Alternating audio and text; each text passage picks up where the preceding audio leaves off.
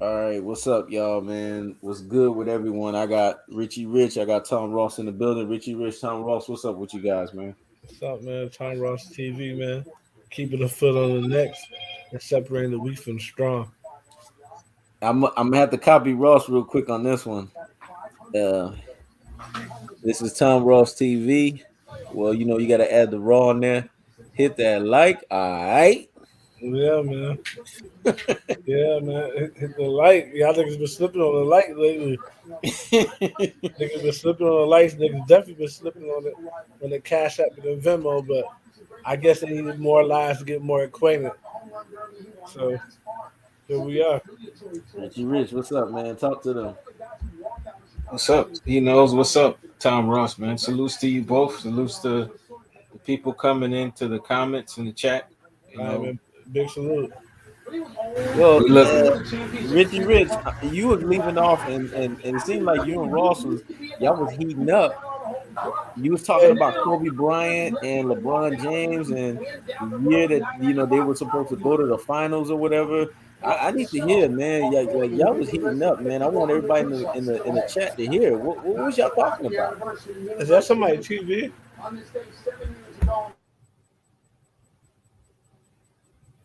Yeah, man. So we just talking about how that year in '09 when LeBron was the MVP, we got put out the first round by the Magic. Boy,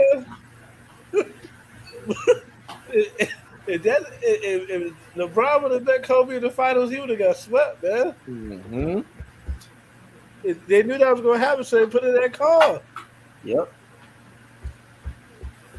Yeah, I felt that if Kobe and LeBron James met in the finals and the Lakers would beat the Cavs that year, the guys who were trying to push LeBron James as the next best player in basketball, they would have silenced that for good because you know how it is when it's just like your counterparts back in the past between Magic and Bird, where that rivalry was going around.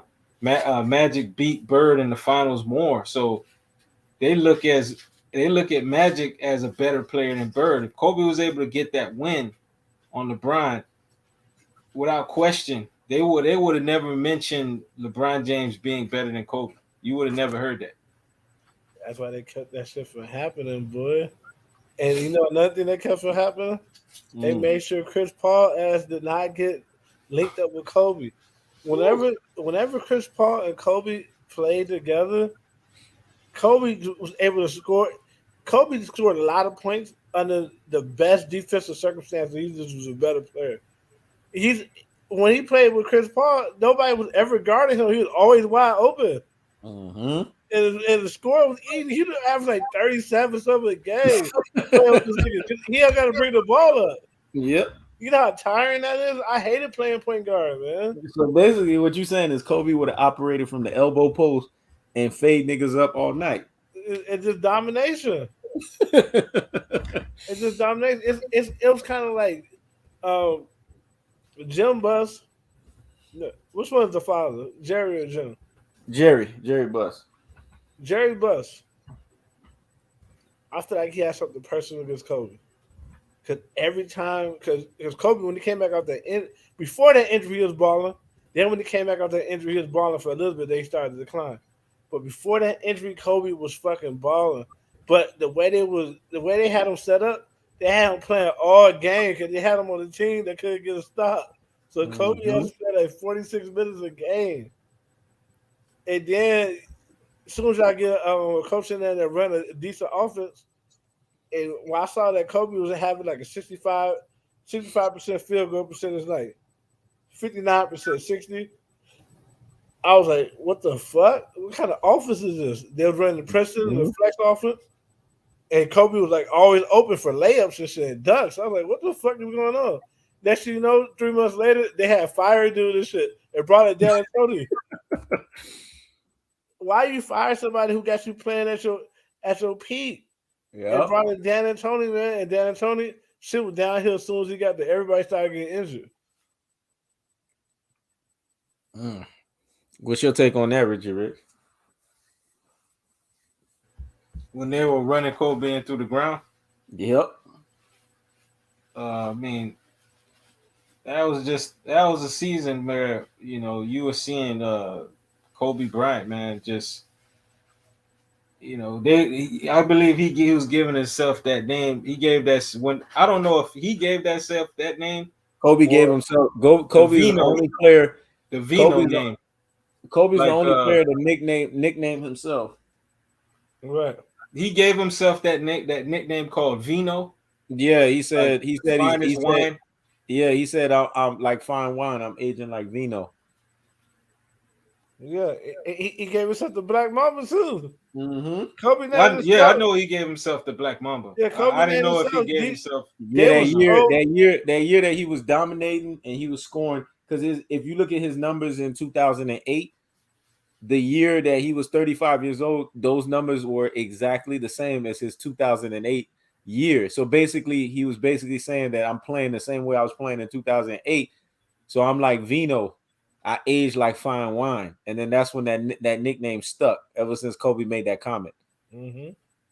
Okay, yeah, I just remember Kobe, man. He was trying to hold the Lakers, man, because through that year, Paul Gasol had that foot issue, and then he had to get surgery. Steve Nash, that was when they had that pairing between. They added on Steve Nash and Dwight Howard, but Dwight Howard, you could tell he was shell of himself because he didn't look like the Orlando Dwight Howard because of that back surgery he had, and then Nash got hurt, and then Gasol got hurt, and then now, Kobe, he had to carry those guys all throughout the season.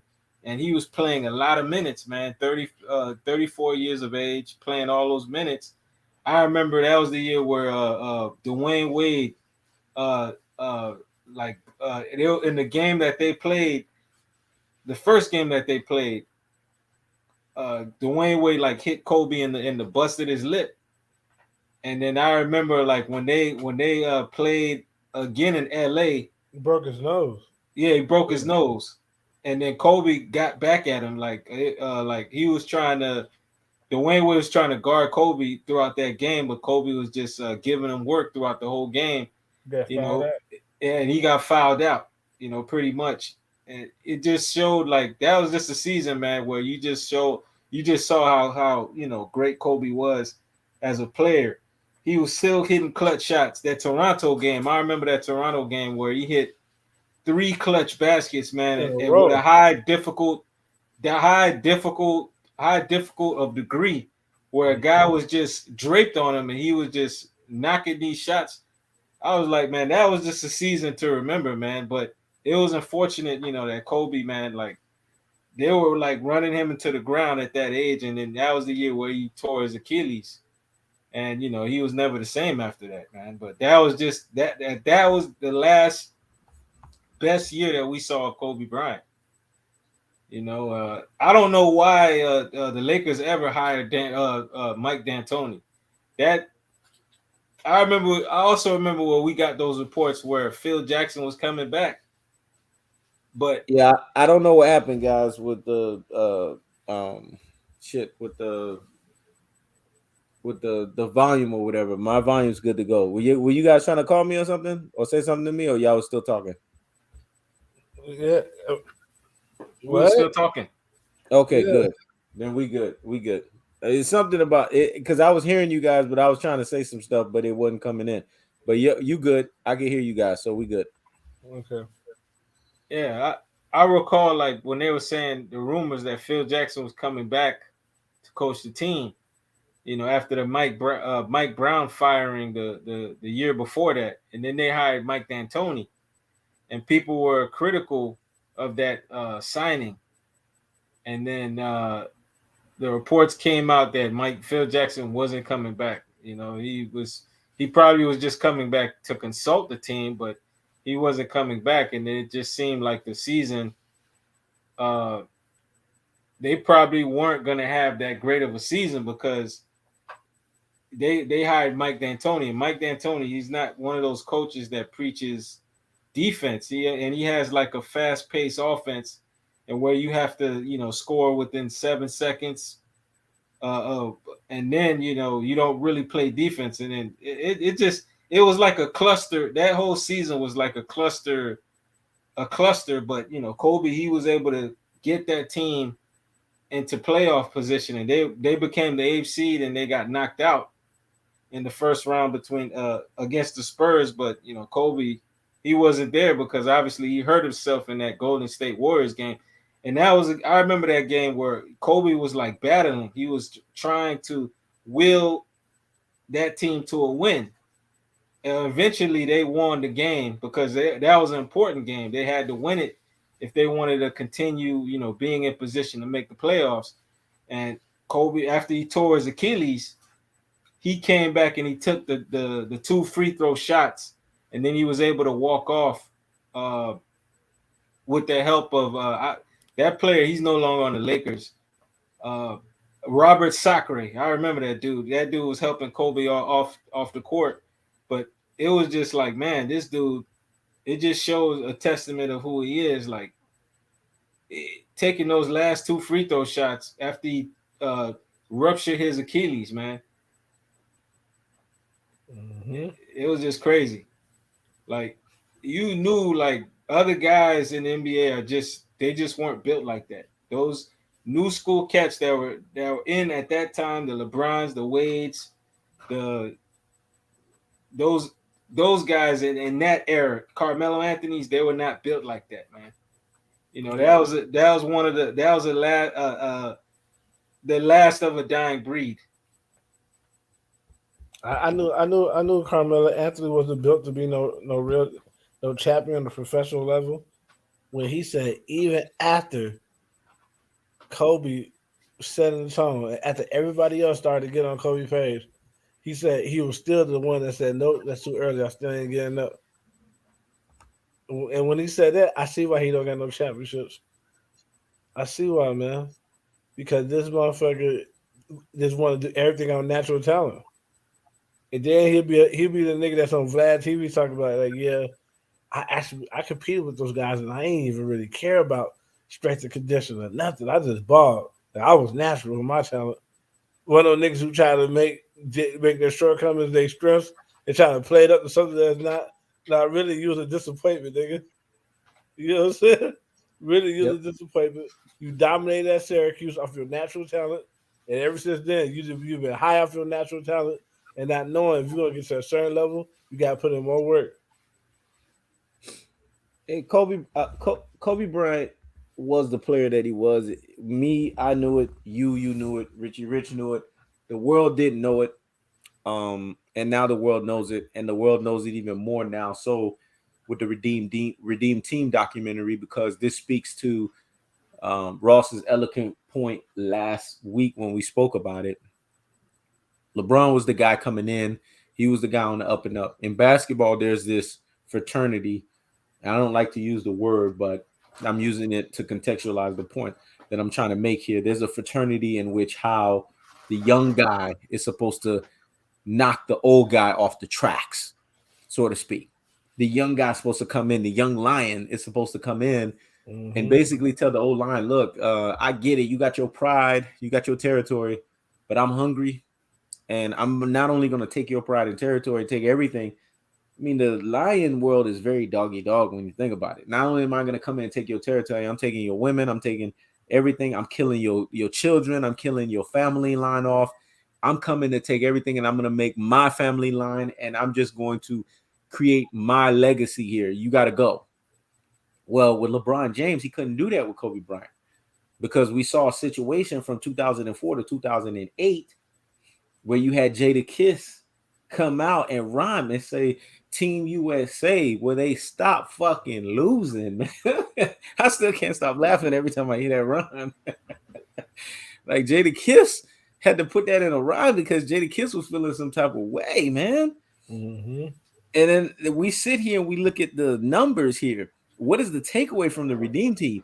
The biggest takeaways is Kobe Bryant is the greatest competitor of all time. Coach K is an incredible motivator. And Rudy Fernandez had an out-of-body experience in the gold medal game. That's the takeaway people get. Where's LeBron on that list? He's nowhere to be found on that list in terms of takeaway. Mm-hmm. And then we got Kobe Bryant saying they can't stop me. I'm going to come back stronger, because it speaks to the Mamba mentality. It speaks to the Mamba Academy. It speaks to Mamba out. It speaks to basically Kobe's Mamba bloodline of striking at a 99.9% accuracy rate, because that's what the Black Mamba strikes at, a 99.9% accuracy rate. That's why he called himself the Black Mamba, because when he's on the basketball court, he's striking you at a 99.9% accuracy rate. That means that you have a 0.01% success rate against him. If you're able to have that, that's insane. So he had to come into the Redeem Team, save the Redeem Team, create a standard, show LeBron James that put away the McDonald's, put away the trashy fast food you eating, put away the trashy mindset you think you're going to have. You think you're just going to be lazy with basketball? No. You're going to have to work on the fundamentals. You're going to have to put in the work. You're going to have to showcase that you come in the gym and do what you got to do. You guys think that Kobe stopped teaching these guys in the 08 Redeem Team? No. He comes in 2012, and then Kobe Bryant turns around and goes on a 40-mile bike ride right before the first practice of scrimmages. Who does that? 40-mile bike ride, and then he goes and does a 3 to 4 hour training where he's guarding everybody. He's guarding Kyrie Irving. He's guarding Kevin Durant. He's guarding LeBron James. And he's saying, look, one set after the next. This is after a 40-mile bike ride. Y'all didn't catch that, man. Right. This is some Lance Armstrong type shit. He's doing Lance Armstrong 40-mile bike ride. Then he's like, look, set after. He's doing better than him because Lance Armstrong was a fucking cheater. Exactly. You could say that again. The damn cheater with one nut sack. Damn near cheated so much he fried one of his nut sacks. They said he only had one. Now it's interesting that Kobe Bryant, yeah, I mean that's the problem. When you take steroids or you take performance enhancement drugs, it fries something in your body where it fried his damn nut sack. So he only had one.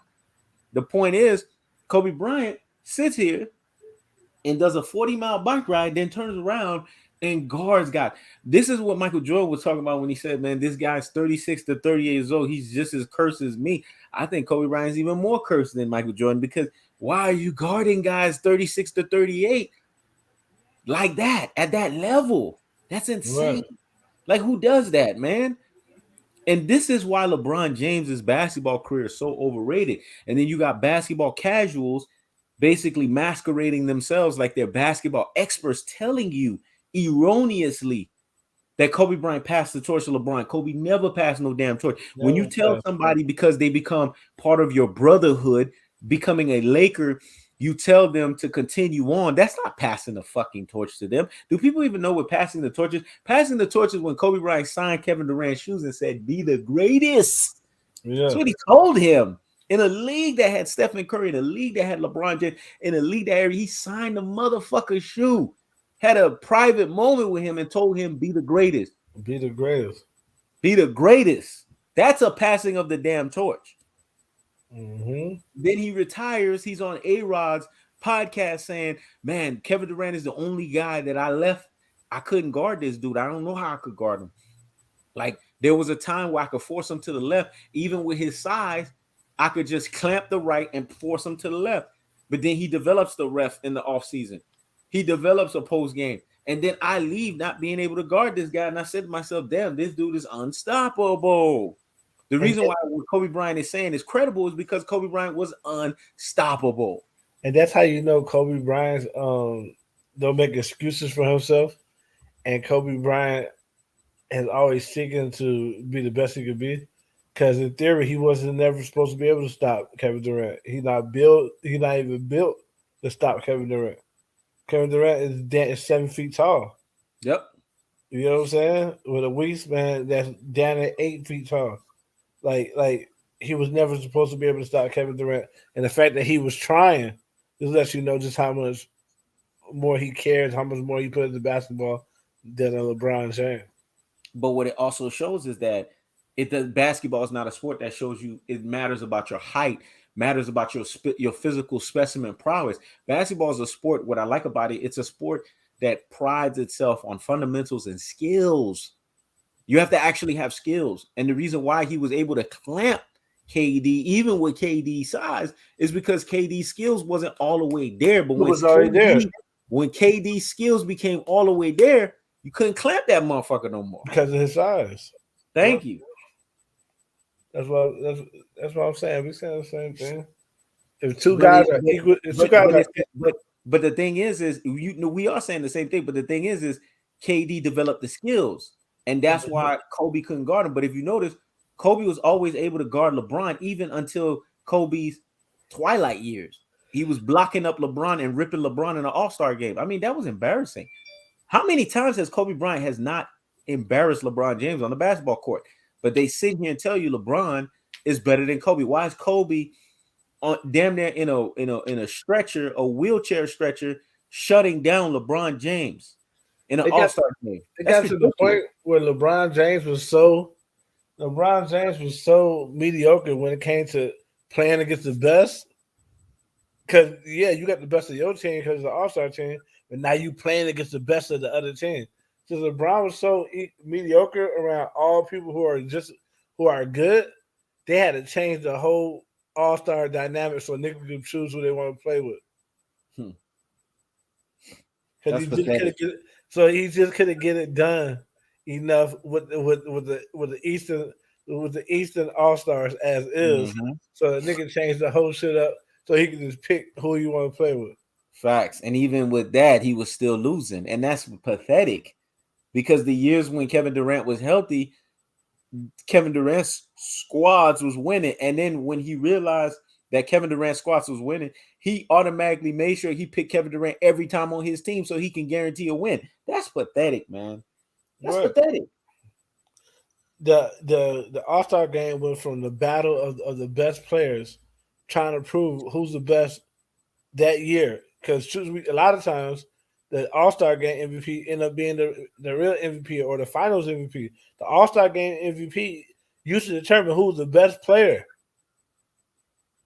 Because the And now best we player, and now we harping on that. And now we harping on that. And I'm glad you hitting that point, Ross. Richie Rich, I want you to amplify that. Why is in the All-Star game, why did LeBron James, because Ross hit that point, why did LeBron James turn the pivotal point in making it an Eastern Western thing and making it LeBron's team versus whomever's team? So he can get the credit, by picking the right? best players, it being associated with having his name on it, so it can be shown that it's his team. He picked the Right. squad, and if they win it, LeBron gets the credit. That's how your name is all over it. Everything he fucking do, he does it so that there's no blame on him and he gets all the credit. Exactly. Everything he does is based on credit and blame. Nothing he does is just simply off of this is what But I feel in my heart. It's more so, am I gonna get any blame? That's why he canceled the Kanye interview. look at this track record. Ever since they started that LeBron's team versus Durant team or Stephen Curry's team, he's been winning a majority of those All-Star games ever since they started that concept. Yeah, And a but what lot they're of not telling you, but what they're not telling you is the Durant was injured a lot of those teams. Stephen Curry was injured a lot of those teams. I mean, why they not telling you those things? Why they just telling you LeBron's won most of them? because it only gonna talk about what's fit the narrative. That's bad, man. That's pathetic. But see, this also speaks to the Draymond Green situation because I want you guys' opinion on that before we get into the nitty gritty of Ime Udoka and Kevin Durant with the whole the fantasy basketball mock draft. I want you guys' opinion on why Draymond Green is acting so weird and so outlandish and so out of pocket when he basically was on a team that just won the NBA title last year. I would think if I just won an NBA title last year, I wouldn't be trying to get away from that team. This is what He Knows Everything has been able to decipher putting on the He Knows Everything Batman hat. Draymond Green is doing this so that he can buck Golden State Warriors and go play for LeBron James and Los Angeles Lakers. That's the only rationale that I can come to because of the connection of him being under Clutch Sports. Do you guys think what I'm saying is far-fetched, or do you think that there may be some rationale behind that? There could be some rationale behind it, but if Draymond Green thinks that he's gonna get paid $25 million by the Lakers. What he's currently getting paid uh by the Warriors. I have a bridge to sell him right now. There's nobody that's gonna pay this man what he currently getting paid by the Warriors right now. That's the best deal that he's ever gonna get. If he opts out, because he has one more year with the Warriors.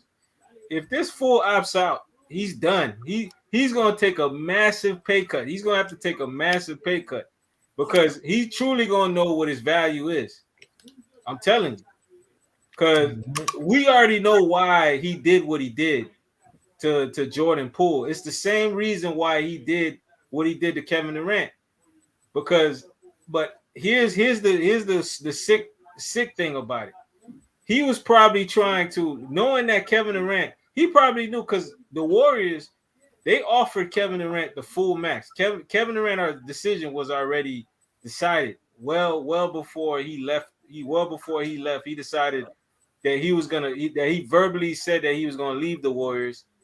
You know, his decision was already made that he was gonna leave those guys.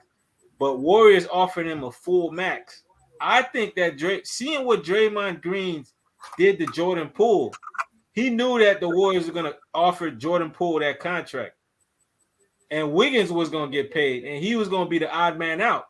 Mm-hmm. So he was probably trying to like instigate something with Kevin Durant and make Kevin Durant do something to him. Jordan Poole. So no, not Jordan, not Jordan Poole. Kevin Durant. He was probably trying to do the same thing with Jordan Poole too. Yeah. I truly see what Draymond Green was trying to do. Yeah. He was trying to make Draymond Green, he was trying to make Kevin Durant leave. Leave or like hit him, start some stuff and make Kevin Durant, do something to him. So Right. they could pull Kevin Durant's offer away. Right. Because he's the outside guy. If he does something to Draymond Green, then Kevin Durant, he's the bad guy. He's the odd man out. We're not gonna give him a deal like this because he wasn't with us from the start. And you see what he's doing now. He's trying to start something. He's trying to bring the score to this team. Mm-hmm. That's what he was trying to do to Jordan Poole, but he didn't realize that's the Warriors' future. They're not gonna let anything happen to Jordan Poole. That's Stephen Curry's replacement right there. That's why isn't he was isn't that LeBron's textbook playbook? When things don't go your way, do things to disrupt the flow of the situation so it can go your way. Mm-hmm. Exactly. And him not realize the Warriors, the Warriors, I see what they were light on the punishment with Draymond Green, but really they weren't because they stuck it to him. When you saw those two back-to-back deals came out for Poole and Wiggins, that's how they got his ass. Now it's about money. It's not about suspension or anything like that. We're not offering you a deal.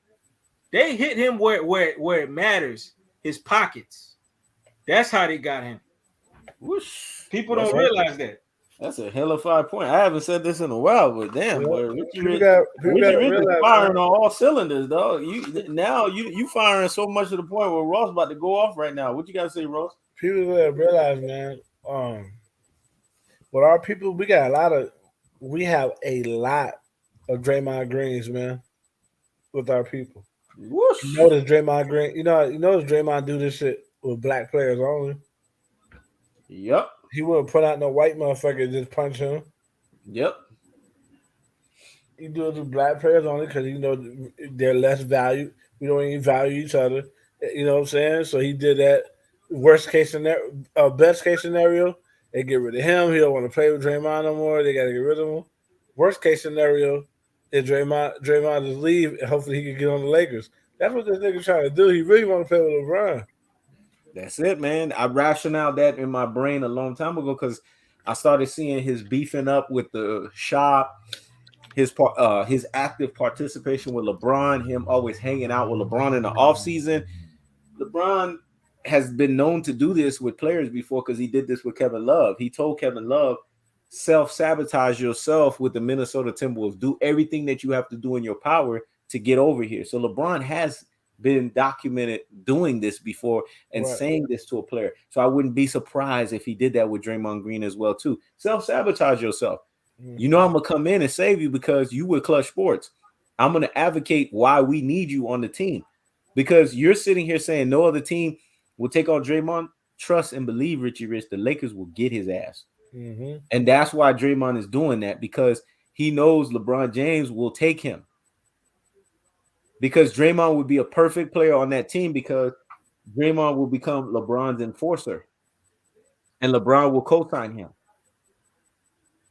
That's That's true, his but second win. That's his second win. when we look at the technicalities of basketball, how is he going to help that Lakers team? Because he can't shoot. He's not a good shooter. He's past his prime. He's still a decent defender, but he's past his prime. So He's he's gonna not. become the Lakers Udonis Haslem. Udonis Haslem was past his prime. Udonis Haslem wasn't no great shooter, but Mm-hmm. Udonis Haslem was that dude that disrupts other players, disrupt their flows, force them to get in fouls and do all of that. That's what he would become for LeBron, that enforcer. And because Tinseltown is such a drama-filled team, Draymond Green will be perfect at home with the Los Angeles Lakers because he's a drama dude. He's a drama queen. He would be with LeBron James, another drama queen, and they would be in Tinseltown, which is a dramatic place. So he'd be in a perfect situation, Mm-hmm. even with his physicality not being there. But I'd be curious to see what kind of contract he would get with the Lakers, because the Lakers they're in a tough pickle right now. You all know about the Russell Westbrook situation. Yep. If they're patient and they wait for him to come off the books, they're gonna have at least $30 million in salary cap. But they're not patient. And you know who's They're pushing not for patient. Russell Westbrook to go? It's LeBron. And this shows you right here how overrated LeBron James is. And I know you guys are going to have a lot of commentary on that because Kevin Durant put up with LeBron James put up with Russell Westbrook for 9 years. Kevin Durant don't get enough credit, man. Kevin Durant put up with Russell Westbrook for 9 years. That annoying fuck. He brought that annoying fuck to the NBA Finals. He brought that annoying fuck to the Western Conference Finals. He don't get enough credit for that. 9 years of putting up with that annoying shit. And LeBron James gets this guy for one season and he already wants to boat away with him. What does that tell you about LeBron James? If it just tells you he's an opportunist. Well, He's an opportunist to the fullest. If Doesn't you're it not also helping him get to his goal, he doesn't don't it want you also tell you around. that KD's greatness? Doesn't it also tell you that KD's greatness is undermined? Because how you put up with Russell Westbrook that many years, but you were still able to get a finals appearance and a Western Conference Finals from him? Because I feel like KD's greatness gets overlooked, but he had to deal with this motherfucker for 9 years. Yeah, listen. Another thing is people need to stop with that. LeBron is a basketball savant, because that's the biggest horse crap I ever heard. Because let's look at the whole Russell Westbrook situation, and he's not the only player. I remember Deion Waiters when LeBron James went back to the Cleveland Cavaliers. He had Deion Waiters in that letter that he addressed to Cleveland. He had Kyrie Irving, Deion Waiters, Tristan Thompson, basically saying that he was coming home and he was, they were going to compete for a championship this time in his second tenure with the Cavs. But what did he do a few months after? Deion's ass was traded out of there because LeBron didn't think he was a good fit. So people need to get missing with that LeBron could play with anybody horse crap. That's not true. Because if that was the case, him and Russell Westbrook, they would have gelled perfectly. And he was talking about, me and Russell Westbrook going gel. Keep that same energy. You remember that crap he was talking in last off season when people were saying that this team wasn't going to do nothing. It's a bad fit. They got a bunch of old players on the team. Russell Westbrook is a ball dominator, and he wasn't trying to hear it. Kobe Bryant had to play with. I want you guys to listen to this, dog. Kobe Bryant went to 3 straight finals with Shannon Brown, Jordan Farmar, Sasha Vujacic. Oh my gosh, man, that hurts my head just mentioning those players. Could you imagine if those players played with LeBron James? LeBron would have what we call a aneurysm, man. I'm gonna say it again. He would have had a aneurysm. Let's be honest here. This is what Kobe Bryant carried to the NBA Finals. The half of those times, Lamar Odom wasn't always playing up to the par. So really, Kobe Bryant had one player that he could 75% depend on, because even 25% in the beginning, he wasn't even fully there, and that was Paul Gasol. Mm-hmm. I mean, come on. Could you imagine if you gave LeBron James only one all-star player? Not superstar, because Paul Gasol was never a superstar, all-star. Exactly. But he had People. Dwayne Wade, he had Chris Bosh, and even that was a failure because he went to 4 NBA Finals and only won 2. That was supposed to be a full house. He was supposed to win all 4. That team was a disappointment, man. Mm-hmm.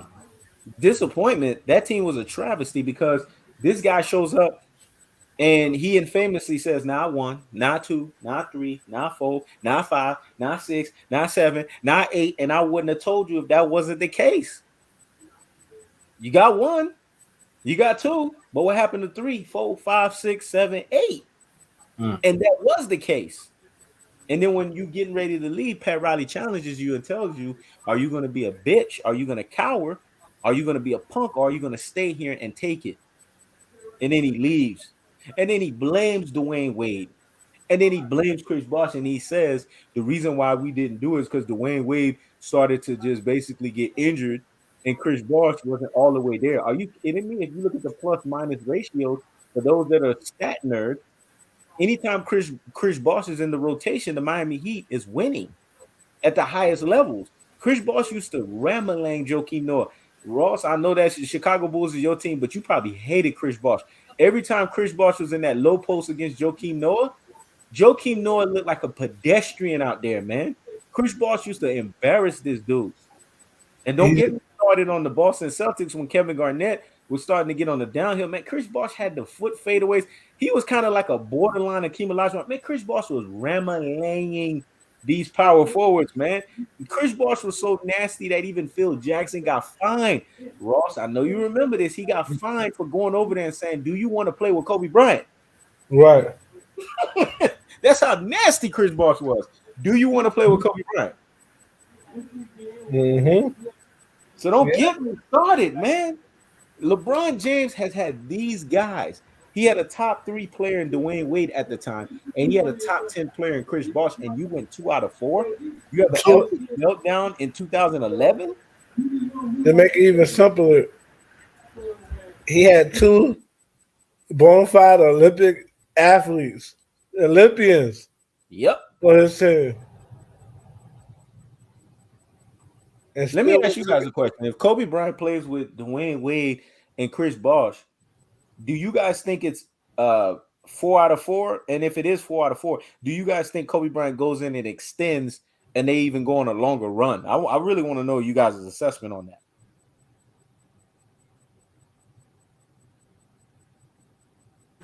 Giving Kobe that talent, man, Kobe's going on a deep run. Kobe's never played with that much talent before. You could say Shaq is you know what? That's the thing. People try to say that, oh, Shaq was equal to Wade and Bosh. No, he wasn't. What the fuck he wasn't, man? Whoosh. That's not how basketball works. Hey, you gotta rewind that one, dog. That was so deep and profound. You gotta say that one again. I said Shaq and Dwayne Wade and Chris Bosh do not equal to Shaq. That doesn't make sense from a basketball standpoint. No, I don't, because they do more things and there's more of them, so it's more stats. Let's be honest, man. Shaq got a lot of credit for doing his job description. He got a lot of credit for doing what he was supposed to do. He was big as hell, and he body niggas down low. He wasn't really fired like that, man. He's supposed to body niggas down low. You 320 pounds solid muscle. You know what I'm saying? Like when he did a job description. 20 odd points you could count on Shaq, and you could count on 10 boards. He just did that. Shaq was rarely putting up like 50 points. He wasn't putting up 50-point games like that. Like he had hot nights, but Shaq all his points, half his points was assisted on by Kobe. So none of that never made sense. And he was a terrible free throw shooter. And then the points that he scored, Kobe was the one that assists. But Richie Rich, I need you to hit on that point because you're teaching people that are listening in, and you're teaching the shadow people that keep coming in and out. You gotta re-harp on that point because you hit a chord there when you said Shaq wasn't better than Dwayne Wade and Chris Bosh, because you got somebody in the comment section saying preach. So once somebody say preach, they want you to hit it. You got to break that shit down. Just looking at a technical thing that these players should be doing on the court, hitting free throw shots. Shaq was not a good free throw shooter. They implemented the hack of Shaq just to get the Lakers out of rhythm, out of flow. You can't foul Dwayne Wade. You can't foul Chris Bosh. Those guys are gonna hit their free throws. Just off that alone, they're already better than Shaq right there. Right. Dwayne Wade is a clutch player. Shaq was not a clutch player. Kobe was the clutch guy on the team. Robert Horry were the clutch guys on the team. Derek Fisher. These are the guys that were hitting the big time shots. And those guys had to be wide open to do it. Kobe Bryant was the only legit clutch player on that team. Legit, like all around performance. That could play defense, drive and kick, find people, and score. Exactly. LeBron, you don't understand that. This is why Wade and Bosh don't get enough credit. LeBron's first time ever hitting 50% from the field goal percentage was when he played with Chris Bosh and Dwayne Wade. He never did that before. Mm-hmm. In his first 7 years in Cleveland, he wasn't hitting those numbers. Mm-hmm. All of a sudden, he finally hits that high field goal percentage because he's not being double teamed or being triple teamed. He has two guys that the defenses have to account for. Do you know why Chris Bosh was so effective? And I post up the comment that I just said it here. Folks don't know this, but Kobe was halfway annoyed playing with Shaq the whole damn time. He was.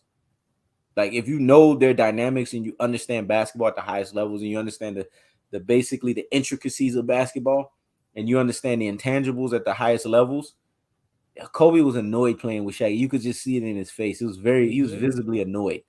Half the things that Shaq did pissed Kobe Bryant the fuck off. Yeah, they did. So okay, Ross. Bet. But the thing is the biggest thing with the situation, if guys want me to be honest here, is when you look at Chris Bosh, the reason why he was so evident and Chris Bosh was so effective is because Chris Bosh was implementing a style that we haven't seen since John Stockton and Karl Malone. Man, that style was fucking the Chicago Bulls up. If they kept running that shit down the Chicago Bulls' throat, they would have actually won a series. It was called the pick and pop. Yeah, pick and pop. The pick and pop is lethal. Yeah. And that's what Chris Bosh was the master of. He was the master of the pick and pop. And LeBron knew this. You gotta understand how many times Chris Bosh saved LeBron James's bacon, man. That dude, Chris Bosh, was nasty. There's only one power forward, and that's why I say Tim Duncan is the greatest power forward. There was only one power forward that nullified Chris Bosh out of all those power forwards, and that was Tim Duncan, man. And you know why Tim Duncan nullified him? Because Tim Duncan was just so aware of the fundamentals of the game of basketball. That's why. But when you sit there and you look at the actual breakdown of it and you look at the X's and O's per se of it, Shaquille O'Neal was an annoyance to Kobe Bryant because he didn't commit to basketball. Man, this dude, I remember I used to tell Richie Rich about articles. I sent those articles to Richie Rich over the years. Richie Rich started laughing. He was like, I see why Kobe was annoyed. You remember the little excuses that he used to have where you say, the chicken was in front of my car and that's why I was late to practice. Or, and then he'll come back with the same story again. And Phil Jackson will say, you just said that yesterday. And he'll say, and then he'll add to the story and say, well, it was 3 chickens. It was the mother chicken and then the chicken and then the kid chickens. and they were right behind each other, and had to wait. This guy used to show up to practice late all the time. Nobody knows these things. So basically, Kobe Bryant carried this dude in their dynasty. Heck, I don't even know how they even won those 3 titles, if you want me to be honest with you. But what you got to say, Richie Rich?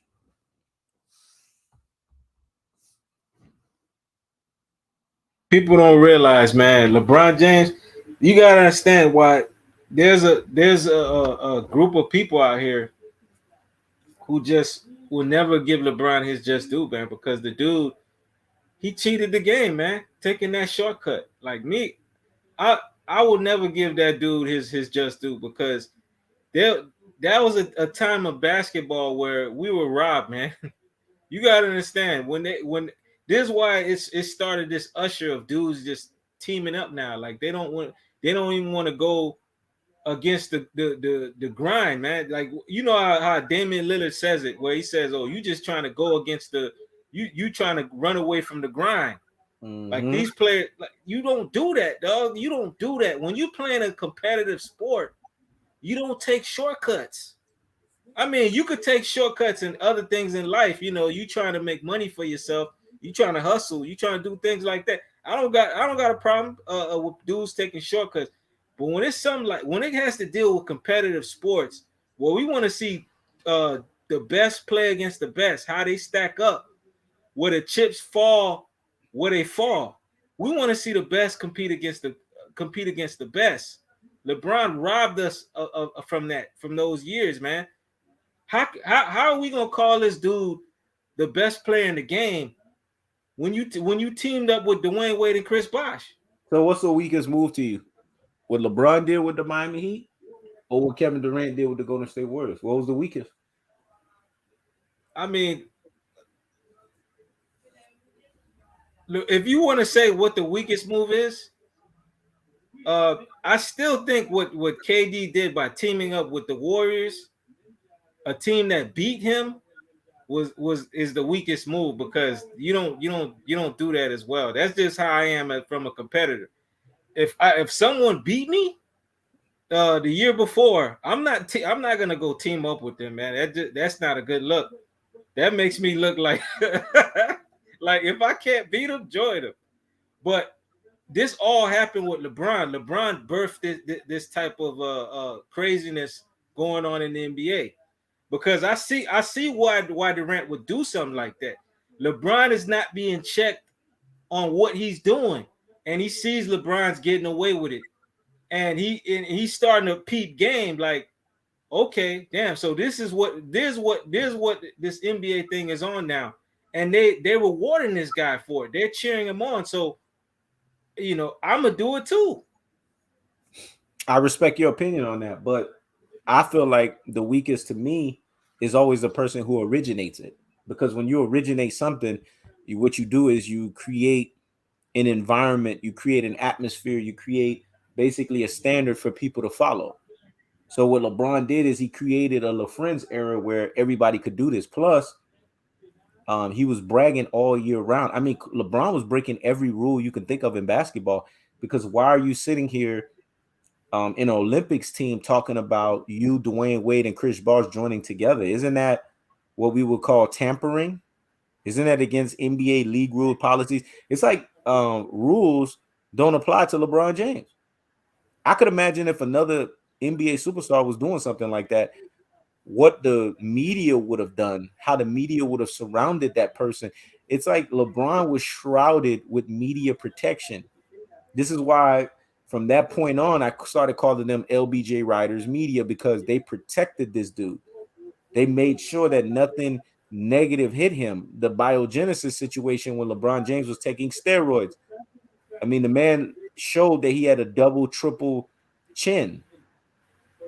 Anybody that's taking steroids, you see that they have premature male pattern baldness. I mean, LeBron's hairline from one year to the next went completely to the gutter, to the waistline, and he grew another chin. And then he put on like what, 30, 40 pounds of muscle. That's all evident of performance enhancement drug use. But no one talks about that. It's like they protect this guy, man. And then when you got Derrick Rose saying LeBron James, you got certain guys in the NBA that they just taking performance enhancement drugs. They having an added advantage, and guys like me that don't have an added advantage. I mean, ever since then, I don't care what anybody tell me, but when Derrick Rose said that, if you paid attention to the trajectory of his career went downhill when he revealed that. Before that moment, Derrick Rose was the dude. After that moment, it's like everything in his career that could have gone wrong went wrong. I want you to harp on that, man. What's your take on that? You still still talking to me? Of course, I'm still talking to you. Who else I'll be talking to? Yeah, I mean, you have a point when you're talking about where you brought up Derrick Rose. Once he brought up that steroid situation in the NBA, his career took a downturn. Because he was one of the most disrespected stars in the game, where referees, they weren't calling fouls for him. He was being treated like Iverson, and where referees had an agenda towards him. Because we all know the NBA game, man, there's dirtiness to the NBA game, and like David Stern said, rest in peace to that dude. But he buried the bodies. He knows where the bodies are buried because he buried them. And he said, and where I buried the bodies, they would never find them. Nobody ever questioned that. The dude said that on wax. Do you understand the level of ego, the level of bravado, and the level of cojones you have to say something like that? And then there's no ramifications that come behind that. That dude said, I buried the bodies, and I buried the bodies, nobody will find them. Just that whole vernacular of terminology is illegal. It sounds illegal. It sounds like monkey business, and no one questioned that.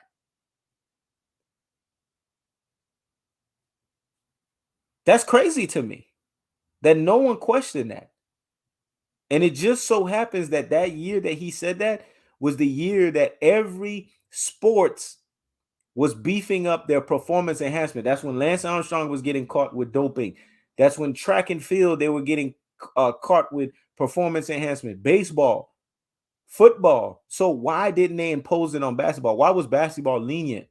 I wonder why. Who was playing for the Miami Heat at that time? Who was 285 pounds, the same size as Karl Malone at that time? Averaging 60% field goal, having a double chin, showcasing premature male pattern baldness. I wonder why. Nobody asked these questions.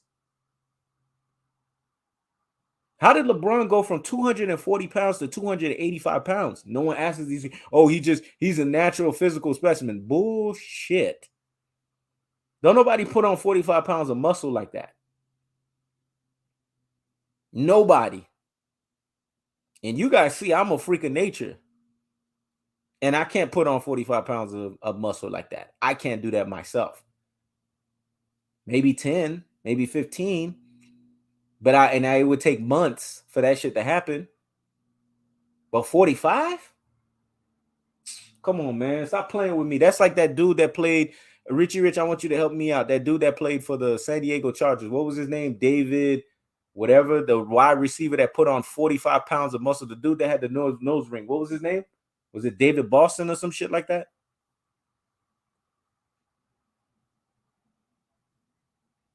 You there, Richie Rich?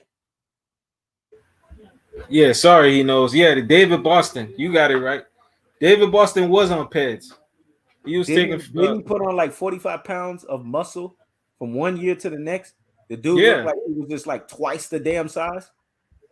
yeah. That was kind of a ridiculous type of muscle that dude put on, and it didn't make sense because he was a receiver.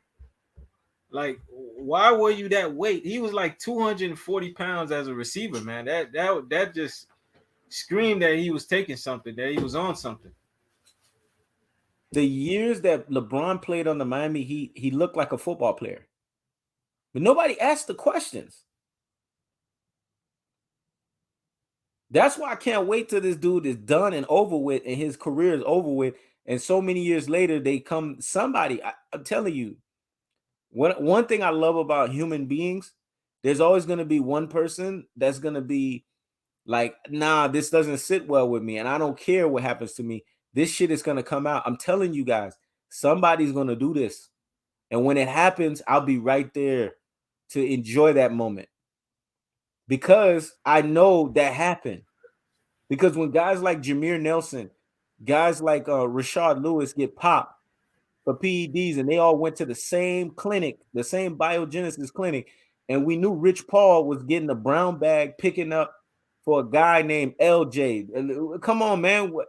Are we gonna sit here and act stupid like we don't know what the initials LJ is? And what the hell is Rich Paul? Rich Paul is a very unique looking individual. You could tell that motherfucker, that gremlin looking motherfucker is somewhere. You could tell. So somebody like that comes in and picks up a bag that has LJ on it. Isn't it obvious that this dude is picking up for a guy who is his employer? Who's Rich Paul's employer? LeBron. So, I mean, do we need to sit there and put two and two together? No, we don't. It's evident. So how does this guy get to skate off of the fact that he was on performance enhancement drugs? This is a question nobody wants to talk about. I don't want to hear LeBron was this, LeBron was that. LeBron is a cheater. And if you are a cheater in the sport, it affects you at the highest levels. So basically all of your accolades, they don't matter. Your NBA finals don't matter. Nothing matters because you cheated. He knows. The fact that he's able to have a agency within the game. Just go look at how many clutch clients are on that Lakers roster this year. It's crazy. That's pretty much all the people that they're signing. Clutch clients. So when you tell the truth, and this is what people don't understand. You know, there's a love-hate relationship with me on YouTube. People love me, but they hate me at the same time. They love me when it benefits them. They hate me when it doesn't. Because when I tell the truth about somebody that they really love, like for instance, in boxing, they called this boxer Black Jesus. I couldn't help but to laugh. I'm like, there's only one Black Jesus that I know, and he's not this boxer. But that's what they call him. Heck, when they call Michael Jordan Black Jesus, I cringe. That even like I'm like, what the hell? Why would you compare Black Jesus, the real Black Jesus that died for our sins, us Black Hebrew Israelites, and the Gentiles, everyone else that are not us, that accept him? Why would you compare him, that sinless, perfect representation of a human being, with the likes of a sinner, and let alone a boxer at that? And this is what they do to LeBron. They treat LeBron, they worship LeBron like he's their Black Jesus. They can't tell, you can't tell the truth about LeBron James. LeBron has went to 10 NBA finals. He's only won 4. That is the definition of faute. And the guy who came up and coined that terminology was a guy that ESPN fired. I respect that dude, man. There's a few dudes that I respect in the main media. He has a podcast. It's called The Odd Couples with Chris Broussard, because I respect Chris Broussard. I forgot the other dude's name, but you'll be able to tell me. His name's not coming to me, but he called LeBron faute. Me, I just added a G to it. And in faute, he's basically saying LeBron is the finals failure of all time. Me, I just add G in it and said greatest finals failure of all time, because he is. What LeBron has proven to us is he's the greatest failure, because he's went to the NBA finals 10 times and he's only won 4. He's failed most of the times. So he's the greatest failure. If LeBron has a legacy, LeBron does a documentary, he will be true to the documentary if he says, I am the greatest failure in basketball. You know how we watched the anime Record of Ragnarok, and you had the greatest loser, the swordsman. You know who I'm talking about? Yeah. Well, LeBron is that. He's the greatest loser. So in order for him to stay true to his legacy, he would say, you know, I lost. I basically lost in the Olympics. I turned the team from perfect record to basically bronze, LeBron's. I failed so many times in the playoffs. I ran away from Cleveland when the going was getting tough. I went and joined my Dwayne Wade and Pat Riley in the Miami Heat so they can be psychologically beneficial to me. These would be the honest truth serums that we would be getting from LeBron. The belly up, like the belly up moment we got from him in the Redeem team when he said, "Man, Spain kept hitting 3-point shots." I love when LeBron is honest. You get those rare moments when he's honest, but he was honest. Remember what he was saying in that Redeem team? He said, "Man, I didn't know if they was gonna go away." You could tell the fear in his face. He's like, "Man, they kept hitting threes. I didn't know if we was gonna win or not." But dude, you got Kobe Bryant. You got the ultimate savior on your basketball team. So you know what Kobe Bryant told all of them? You finish LeBron, dog. Dissed him. He said, "I know you guys are not used to this level. You guys are not used to this pressure. But don't worry, you guys have me on the team. And we're gonna get over this." When I was watching the documentary and I saw that, man, I couldn't help but to laugh. Because it just showed you a distinction. It showed you a separation. It showed you that there is a level there that LeBron James would never get to. And it's so interesting that Kobe Bryant had to come in and save the day, man. Could you imagine if Kobe was not on that team? I want to know what's your take on that 2008 squad. Kobe does not show up. What is the finality of the 2008 squad? What does Spain do? Do they blow out the Team USA? Like, I really want to know your perspective on that.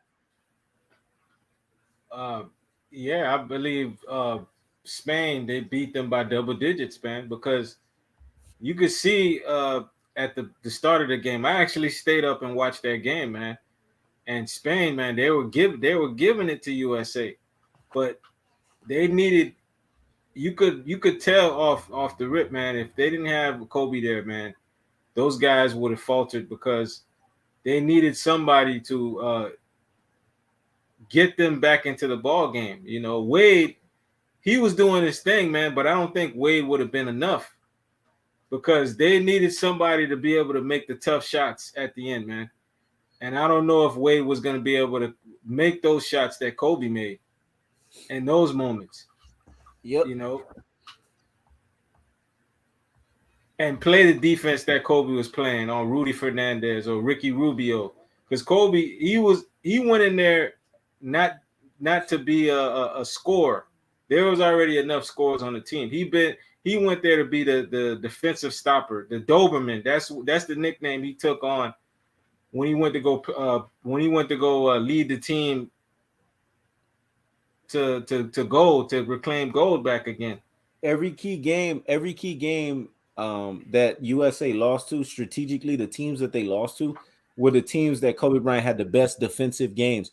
Do you guys realize that he drowned Manu Ginobili defensively so much to the point where Manu Ginobili got injured in that game and Manu Ginobili called for substitution? He asked himself to be subbed out of the game. That's how much Kobe Bryant embarrassed him. And I know why Ginobili did that. He did that because he didn't want for Kobe to drum him defensively the whole game. He didn't want to become the way Tony Kukoc became when Jordan and Pippen had their free fall on him. He didn't want that. He didn't want to be labeled as another Tony Kukoc. That's why his ass got subbed out of the third quarter. Exactly. People don't know that. People don't know that. Just and Kobe just doing subtle things like running into Pau Gasol, trying to send a message, you know, that they were not going to be okay with a loss. A loss was there was nothing unacceptable. There was nothing subtle about running into somebody's fucking chest. There's nothing subtle. Yeah. It's obvious. It's obvious message that I'm gonna dominate you. You know the madness of a Kobe Bryant's mind. The reason why I could relate to Kobe, Richie Rich. No, I'm not capping here. I play basketball that same way. When I want to win, I'll do any fucking thing on the basketball court to win. If I gotta hit you, gotta slap your hand. I remember when I was playing against Richie Rich and Big Dave. Big Dave was hitting so many shots. I said, "Ooh, the next time that motherfucker take a shot, I'm gonna slap his fucking hand so hard." You remember that shit? Yeah. I slapped his hand so hard, he became ineffective. You ain't gonna keep scoring baskets. Fuck that shit. That's not happening over here. And then there was that game where you kept going, you kept driving to the basket, you kept driving. I said, "Oh shit. Okay, the next time he drives to the basket, I'm gonna push him so bad." That shit ain't happening. When it comes to basketball, you got to be willing to do anything, man. And Kobe Bryant pulled with him running into Paul Gasol's chest. That was the message. Like, yo, we know you're gonna be the most dominating force, but you're not gonna dominate us. That's not happening. And psychologically, it did have an effect on Paul Gasol because was Paul Gasol effective in that game? Nah, he wasn't. Who was the guys that was effective? Wasn't it Rudy Fernandez and these types of dudes? Yeah, Rudy Fernandez, Mark Gasol, Ricky Rubio, some guy I forgot some or he had a funny name, Juan Garbosa or something like Yep, that. that's Juan the name. Juan Garbosa. Garbosa. Yep, Juan Garbosa. You said it right. Those were the dudes from the 3-point line. I mean, Spain had hell. Y'all think Stephen Curry could shoot, man? Stephen Curry can't shoot like these European dudes. These dudes were shooting beyond half court. You remember? They act like Yeah. Stephen Curry is like the greatest shooter, man. I've seen guys shoot. Man, there's a guy named Petrovic that Jordan and Pippen, this dude, they could not guard this dude. This is a real shooter because this guy right here has 3 Team USA guys on him. And I'm talking about Michael Jordan and Scottie Pippen level defense on him. And he's hitting shots from half court. You remember that dude? Yeah. They always act like somebody's the greatest at something. People don't know what the greatest of something is, man. Stephen Curry's never scored on somebody like that. Where you got guys of that level of defense guarding you and you just ramelanging them. Basket after basket, basket after basket, basket after basket, basket after basket. So when people say somebody's the highest level, what you learn in life is there's always a higher level than that. Always. But the point that I'm trying to make is, you know, this is what they had to deal with. Guys that came, man, I saw that Spain game. I was like, damn, boy, these dudes, they just hitting shots from half court. They're not showing the backcourt respect. And it's usually guys that Kobe Bryant ain't guarding. They know, okay, run away from Kobe, load up away from him, and shoot it on guys that we know their defense is suspect. And that's exactly what they was doing. And even guys that was putting defense, Chris Paul's not a slouch defensively, but he was undersized. And Rudy Fernandez and these guys knew that.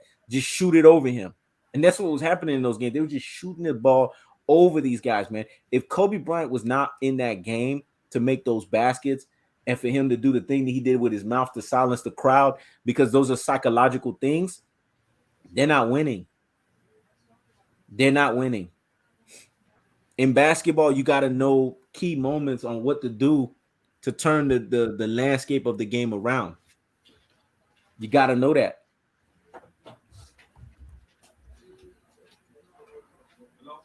So when it's all said and done, that's what it boiled down to. So I need people to understand that. Now going to Kevin Durant and talking about Kevin Durant, why in the fantasy basketball draft do they got Kevin Durant ranked as 6? 6 positioning paired with Kyrie Irving? That's disrespectful. When you sit there in your fantasy basketball draft and you say Kevin Durant's going to average 30 points per game, you say he's going to average 6 rebounds, and you say he's going to average 6.4 assists. Those numbers already tell you he's the best player in the game. And on top of the fact that you know Brooklyn Nets is coming back fully rostered up, Kyrie Irving, Ben Simmons, they're going to have a full all season, but then you're going to sit there and put them in the 6th positioning. That's like the worst position in the Eastern Conference. If they can't make Kevin Durant's the polarization, the haterism, and the trollism that they do against this guy so obvious, they're making it beyond obvious. It's one thing to speak against a guy when a guy is not elite. It's another thing to speak against a guy when the guy is elite and you're speaking against his eliteness. So clearly there's a media agenda against this dude. What's your take on the media agenda against Kevin Durant, man?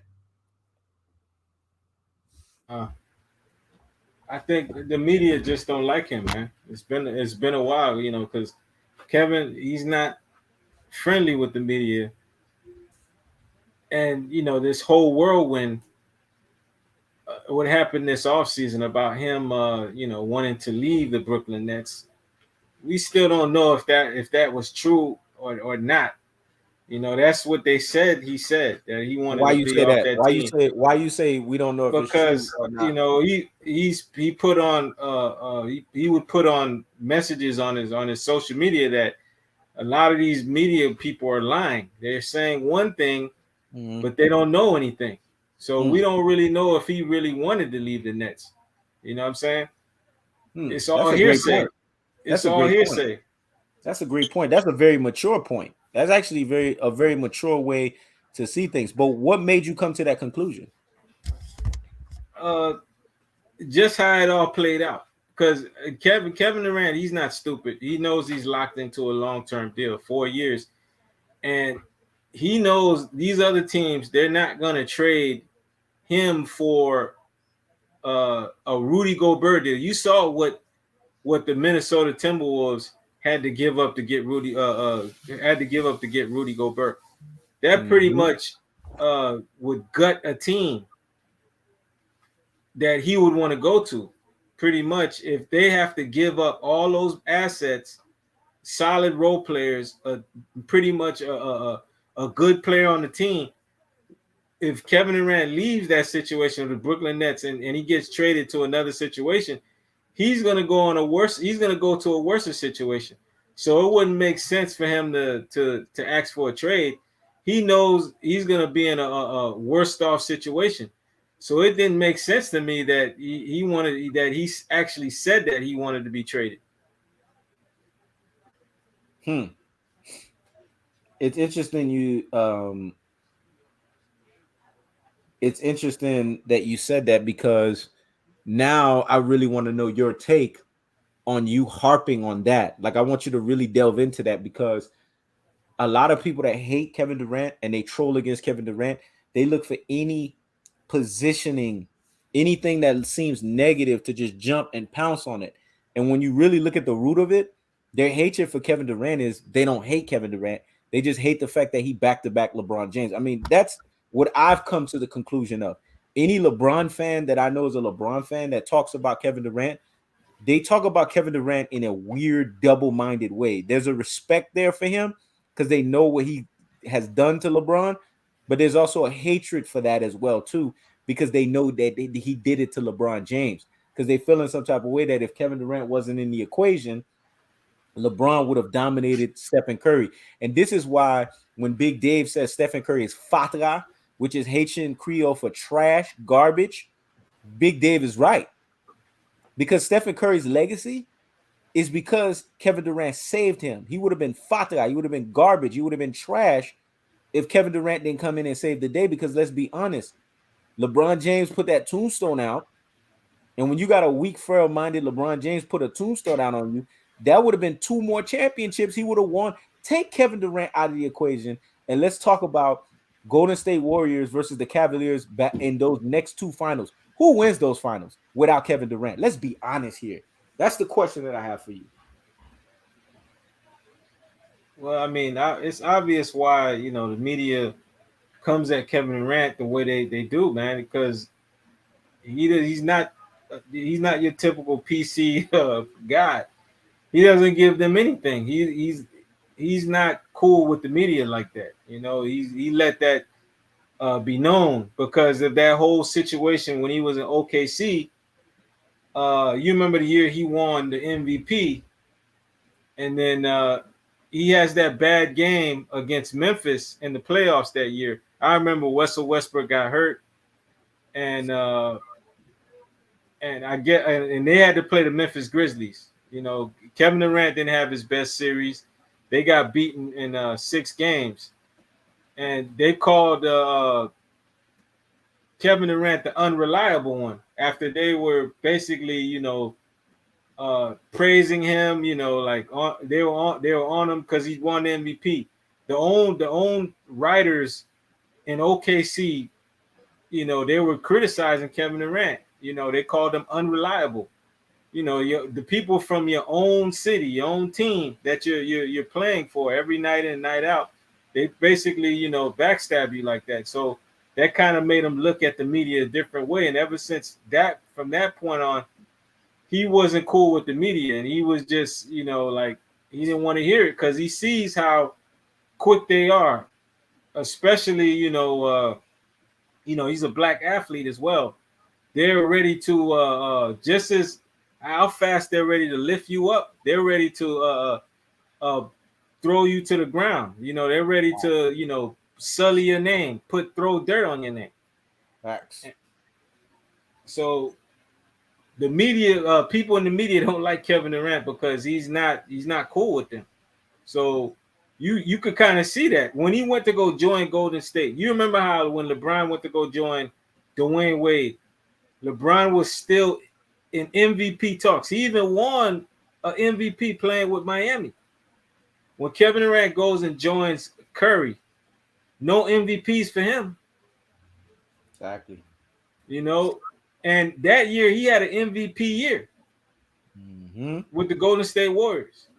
He also was one of the guys in the running for the Defensive Player of the Year because his defense really ramped up that year playing on Golden State.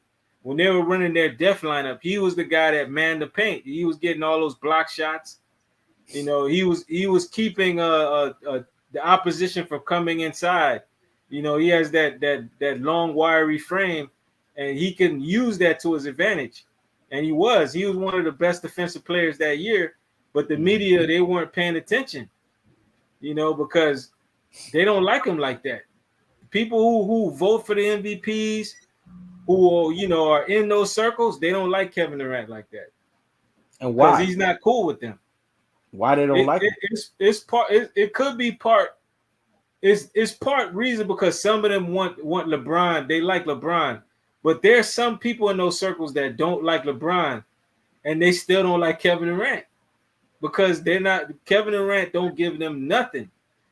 These people may want information. They may want how there's inside information. Sometimes players they're cool with some of these media talking heads. And they get information out of these players. Durant don't talk to any one of these people. Specifically Stephen A. Smith. You see him; he's always saying this stuff about Kevin Durant. Kevin Durant's not cool with that guy. Kevin Durant is always having rebuttals with that guy because Stephen A. He will always says that Kevin Durant is going to do this. Kevin Durant is going to do that, and then Kevin Durant will go on his social media page and he would say, "I don't talk to this dude.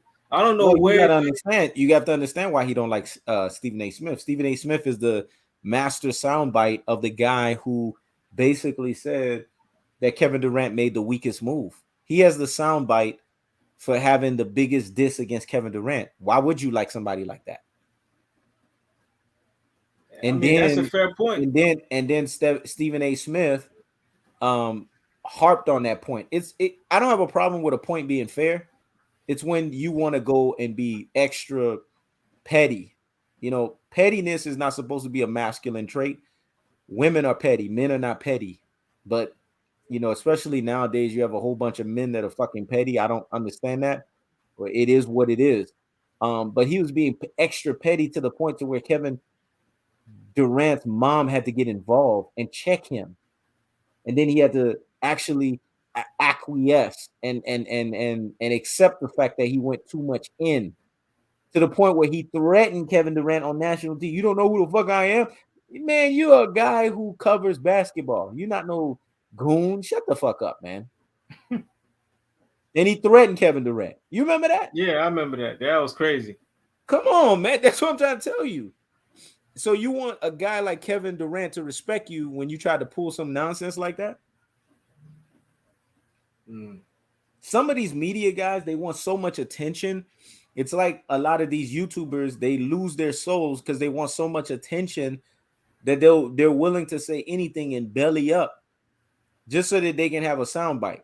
And a lot of people are just dodo heads, and a lot of people, they don't think. A lot of people are blind sheep, so they're going to accept whatever's put in front of them. But one thing that I've always learned in life, when you stay authentic, you stay consistent, you stay true to who you are, most people are going to hate you.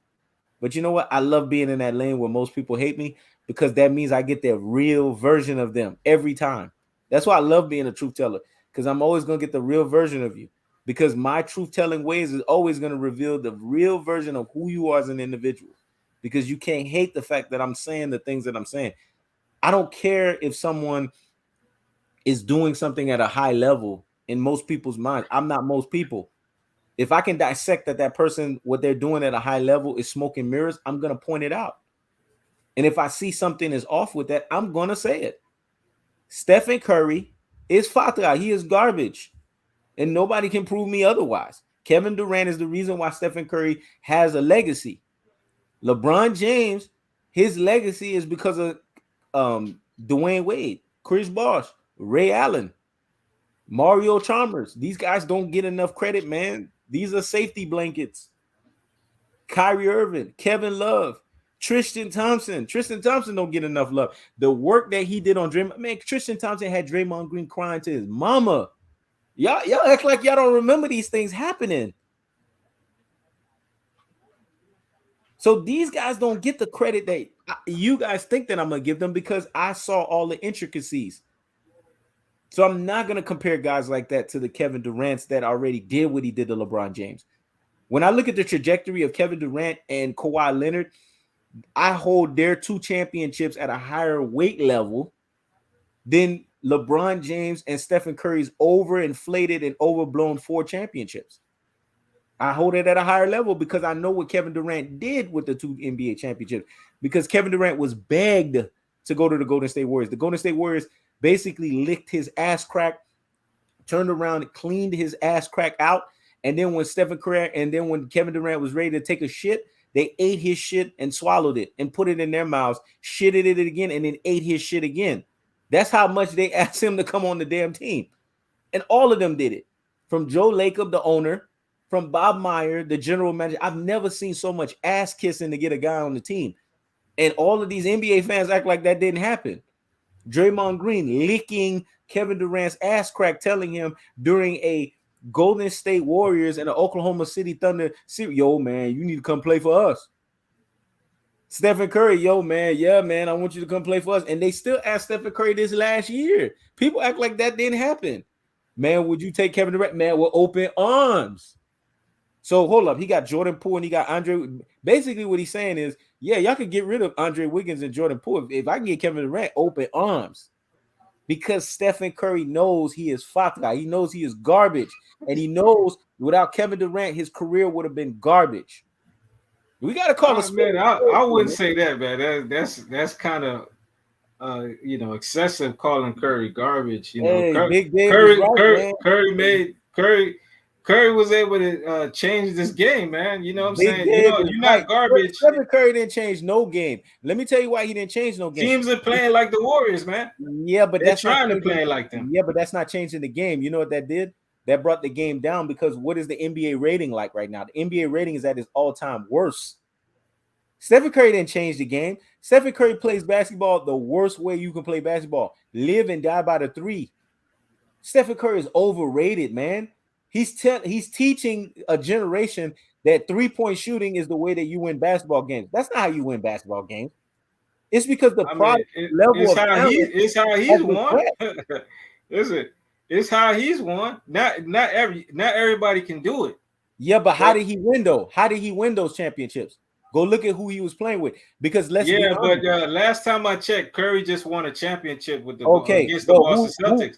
You're not giving Curry his credit, man. You just taking a dump on Curry.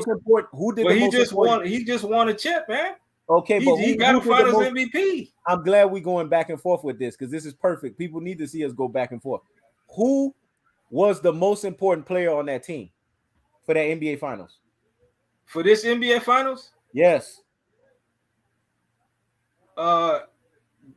Andrew Wiggins and Curry, they both were just as important. Okay, because so, they needed Curry scoring. Okay, so in basketball, what do you judge at the highest levels? Defense or offense? Defense. Okay, so who did the defense? Thank you, Surgeon of Death.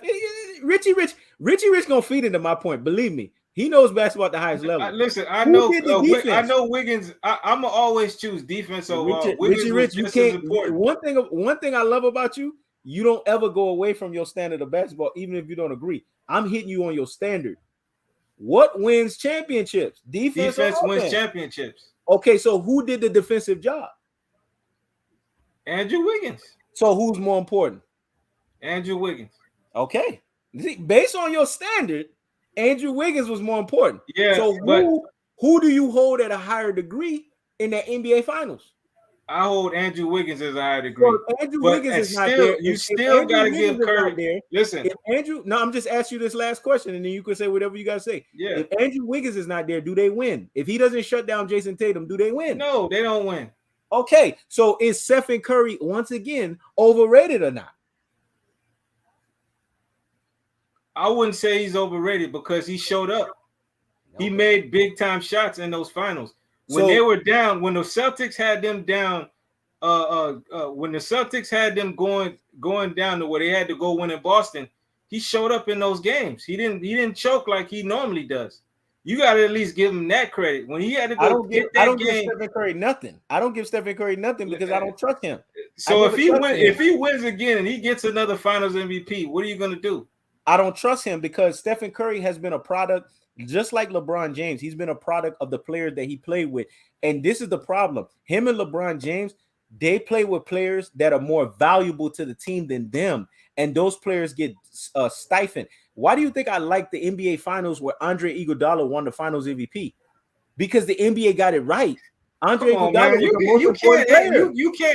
Listen, you can't take credit away from Curry because that organization know how to put the players around him. That's what they do. They're not trying to lose. They're trying to win. That's an organization. I know you want to. The Warriors I know need you want to give Stephen Curry credit. Okay, it's the Warriors. They need to be given credit more than anything.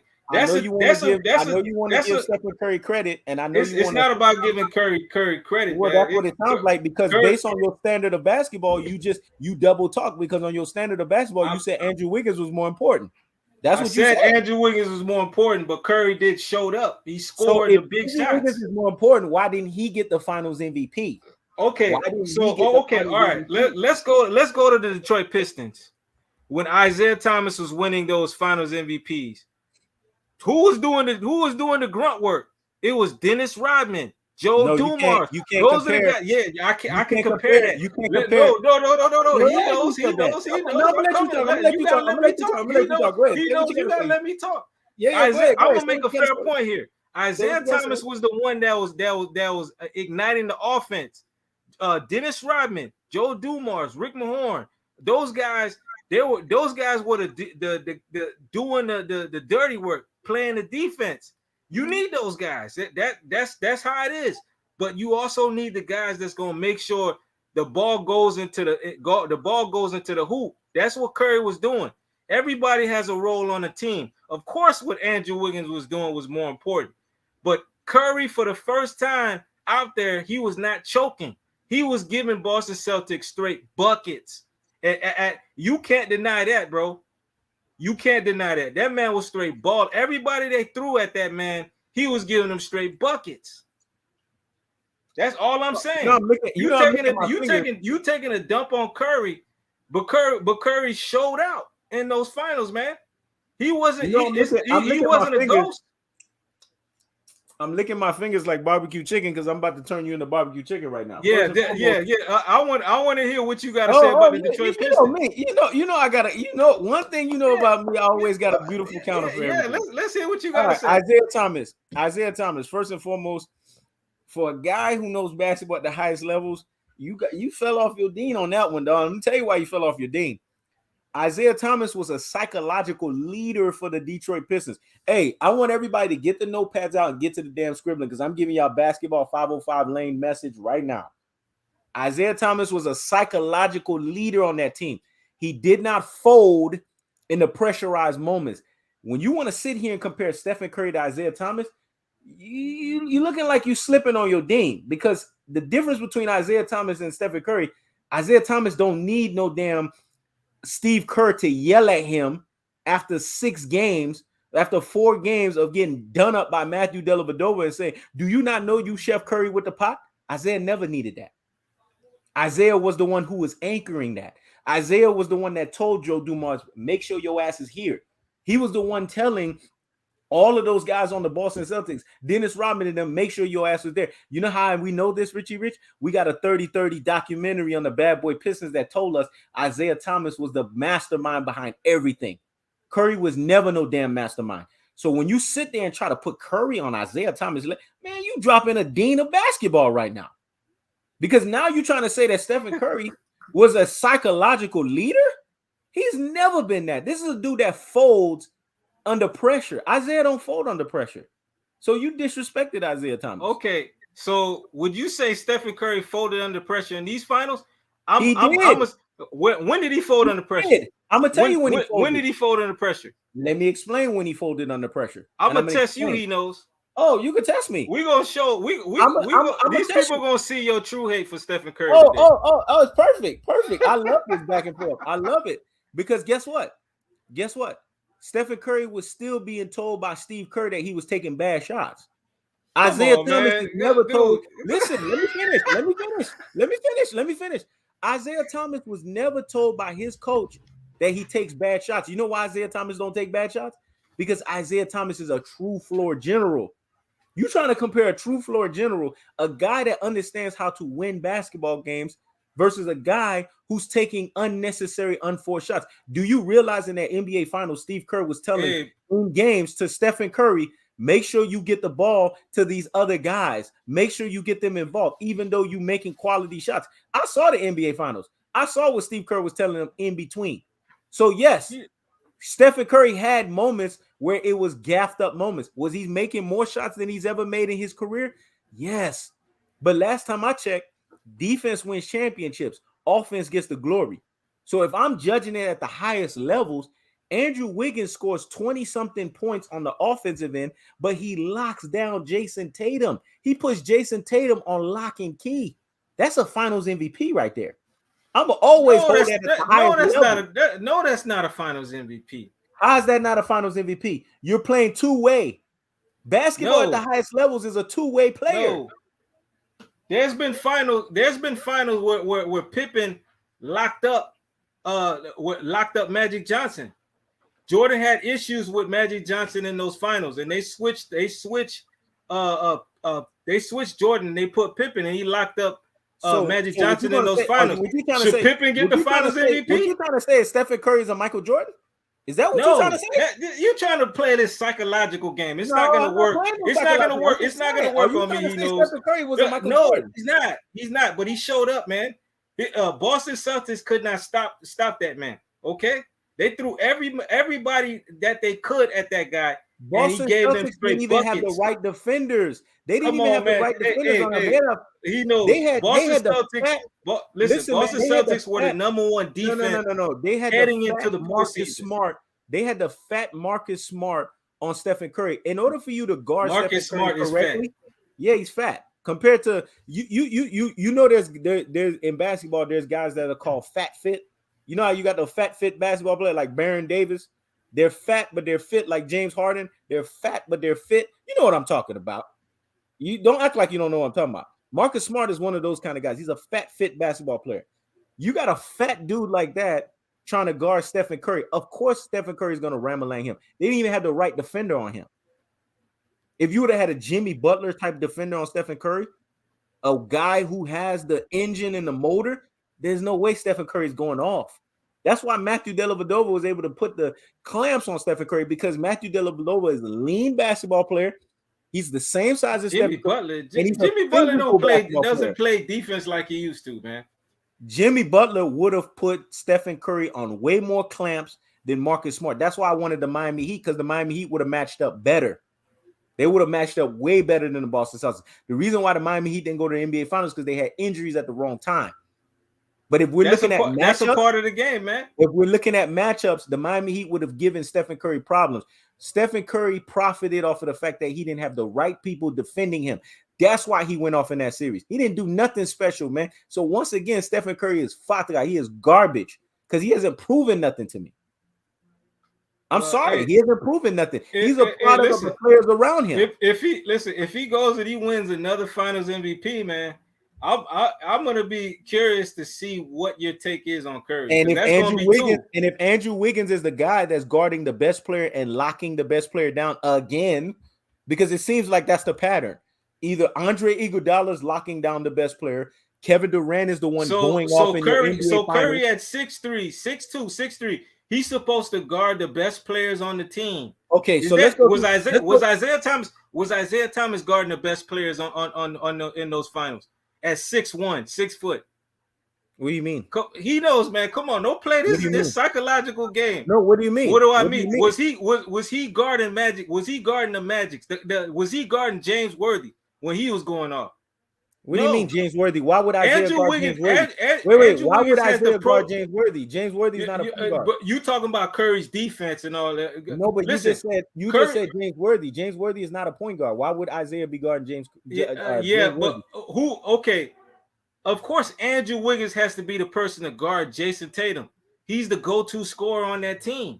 Okay, let's look. Jason Tatum is 6'9". How would Curry be? Let's look at Stephen Curry's 4 finals and watch how I expose him. In the first finals he won, Andre Iguodala guarded LeBron James, locked him up, put him on lock and key. The next 2 finals that he won, Kevin Durant was the reason why Stephen Curry won those finals, because we know what Kevin Durant did. And this last one, Andrew Wiggins locked up Jason Tatum. So what did Stephen Curry do more important than those guys? Please tell me that. He carried them offensively. So he carried them offensively when those guys did the most important work to win the NBA Finals? You contradicting yourself. I'm not contradicting myself. What you're saying is that everybody has a role. A one-way basketball player, a one-way offensive basketball player is better than a two-way basketball player. Don't let your hate for Curry understand. That whole system is geared around Curry. Guys get open because of Curry. Defenses, yes. Go watch how teams are defending the Golden State Warriors. Curry is the one that opens everything up for everyone on that team. I don't hate Curry. You don't understand. I don't like when people overrate a person. I'm not overrating Curry. I'm not saying Curry is a Michael Jordan. I'm not saying Curry is this or that. But he deserved his credit in these finals. You tried to say he was a Michael Jordan. No, I didn't. I never said that. I was just making a comparison. I was just making examples here. That's all I was trying. I'm not trying to put Curry on a level he's not at. But I'm saying for this finals, he deserves some credit. He did what he was supposed to do out there. I like the fact that you stood your ground, but I think everybody in the comment section could see I won this one because you admitted. Yeah, man, listen, Surgeon of Death looked like he a Curry hater too. You admitted look at that comment he put. You admitted Curry would never win another Finals MVP. Listen, man, I'm just telling. If the Golden State Warriors win again and this man wins another Finals MVP, I'm gonna be curious to hear what y'all responses are. Oh, you gonna hear that team looks like they're in prime position to win again. Well, you're gonna hear it because guess what? If Andrew Wiggins comes out and shuts down the best player, I'm gonna have that again as ammunition. Listen, that's the reason why Andrew Wiggins is there. Is he gonna be the primary scorer? No, he's not. It's gonna be Stephen Curry. Best believe that.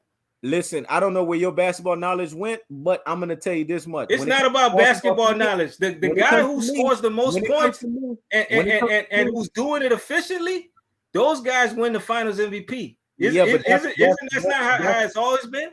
No, that's not how it's always been. Man, listen, that year when Andre Iguodala won that Finals MVP, that was rare, but he deserved it. We don't normally see a guy put up those. Hold on. Now you don't put yourself in a trap. Let me tell you. I didn't put my. Let me make my case. Let me make my case. Let me make my case. There's a reason why Andre Iguodala won that award. Stephen Curry didn't show up for 4 games in those finals. He got locked up by even though he averaged the most points. He didn't do it efficiently, and he was exposed by Matthew Dellavedova. Okay. But I guarantee you, if Curry would have showed up, he would have did what he was supposed to do on Dellavedova. With those averages, Curry would have won the Finals MVP. It didn't matter what Iguodala did. If Curry would have scored his points. You just said that Stephen Curry averaged the most points. Did you not say that? He scored 26 points. He averaged 26 points per game. But people saw that he was getting locked up. He looked bad in 4 games in those finals. You can't give him the finals MVP. Okay, with how he was playing. No matter how you want to make this sound beautiful, you just said, because we're gonna stick to the facts. You just said Stephen Curry averaged the most points. Did you not say that? Yes. Did you hear what I said? I heard. If his game would have been more convincing with the points per game, because his game, listen, basketball is an eye test. Everybody saw how Curry looked out there. Ooh, he was not going to get. Yes, it's an eye test. It's not. It's not. It's not just about numbers. You gonna let me talk for a second? I'm gonna let you talk. But everybody saw Curry. You just said basketball is an eye test. Did you not say that? Did you just say basketball is an eye test? Richie Rich, you know you got to handle that. You just said basketball is an eye test, right? Yeah, basketball. There's an eye test involved in basketball. Okay, we saw that Curry looked bad in 4 of those games in the finals. Everybody allowed you. Everybody allowed you to listen. Curry, though, he knows. I know you're gonna try to twist it. Everybody allowed twist my you to words. say what you gotta say. When you talk, I gave you the floor. Yeah, No. I'm just trying to let you know. Don't twist my words now. You heard how I explained it to you. I know that's what you're gonna try to do. I'm sticking to the key points of your words. Man. I know. Be on point. What I said. Okay. You know this is a professional back and forth, so it's my turn to go back, right? Okay, so let me have the floor. Thank you. You just said basketball is an eye test, right? Yes. Okay. You just said that Stephen Curry averaged the most points. Did you not say that? I'm asking you a question. Did you not say that Stephen Curry averaged the most points? Yes, I said that. So why did Andre Iguodala, who did not average the most points, why did he win the Finals MVP? Because his game was more impactful. And why was his game more impactful? He limited LeBron James. He was averaging 18 points, and he also limited LeBron James. That's all I needed to hear. He limited LeBron James. Basically, you just said defense is the most important aspect of the game of basketball. Now, let's fast forward to the NBA Finals with Stephen Curry and Andrew Wiggins. Who did Andrew Wiggins limit? He limited Jason Tatum. You basically saying the same thing that Andre Iguodala did, that Andrew Wiggins did. So Andrew Wiggins did the most important thing. So when you do the most important thing, why aren't you winning the NBA Finals? Because Curry balled out too. It don't matter if Stephen Curry balled out. He had the most points. But what you just said is the most important thing in basketball is defense. So if the most important thing in basketball is defense, why is it the guy who's shutting the guy down not getting the Finals MVP? That's the question that I have. Because Curry had clutch moments in the finals. He showed up. When the team's back was against a wall. So clutch moments is more important. Clutch moments is more important than an elite two-way player. Listen, I see what you're trying to do, man. If it's a player you don't detest, you're not gonna put him in this light. You don't like Curry for some reason, and that's cool. You see, you got people asking you to say, they telling you stop hiding behind the belt and answer the question. I'm glad they're telling you that because you're not trying to answer the question, dog. Listen, I'm not afraid to answer the question. Defense, to me, I'm a defense guy. But from what we see in the NBA, that's not how it always is. We know that the person that has the best stats, the person that has the most efficient stats, is going to win the Finals MVP. So do we go by? That's how it works. Do we go by how the current NBA sees things, or we go by the standard of basketball? I'm confused. Listen, we can go by the standard of basketball, but that's how it's always been. Okay, so there's a but. There's a but. See, so that means if there's a but, that means you're contradicting the standard. I'm not contradicting nothing. He knows. Go down. He knows. Do me a favor. Go down a list of the finals and of the players who won Finals MVP. Mm-hmm. Go look at those stats that those players put up. Those games that those players put up. You're gonna see those guys perform, and that's who they gave the Finals MVP. And there's one missing. It don't matter if it don't matter if they had somebody on their team playing elite defense, stopping And the there's guy. one and Those are there's one guys. missing ingredient. There's one missing ingredient that you're failing to tell everyone. Most of those guys that won the finals MVPs, they were elite two-way players. Is that not also true? You know, I know Yes. basketball. Okay, so why is Stephen Curry, who is not an elite two-way player, winning the finals MVP? Because most of those guys that have won is elite two-way players. Michael Jordan, elite two-way player. Kobe Bryant, elite two-way player. Kevin Durant, elite two-way player. Kawhi Leonard, elite two-way. You talking to me here, dog. You ain't talking to anybody else. Stephen Curry is not an elite two-way player. So how the heck did he win the finals MVP when Andrew Wiggins was the two-way player? Kevin Durant is an elite two-way player. But he wasn't shutting down LeBron in those finals. Yeah, LeBron but got his numbers. he was blocking LeBron and limiting LeBron in the fourth quarter in key moments. Yes, he was. You can say that. I watched those NBA finals. He was blocking LeBron James up, ripping LeBron James up in key moments. Don't act like you didn't see that. Even you said Kevin Durant's defense improved dramatically. Did you not say that out your mouth? Yeah, but he was just out dueling him pretty much. It was just out dueling. Yeah, he was out dueling him, but it wasn't nothing like. It wasn't nothing like what Andrew Wiggins did to Jason Tatum. Don't sit here.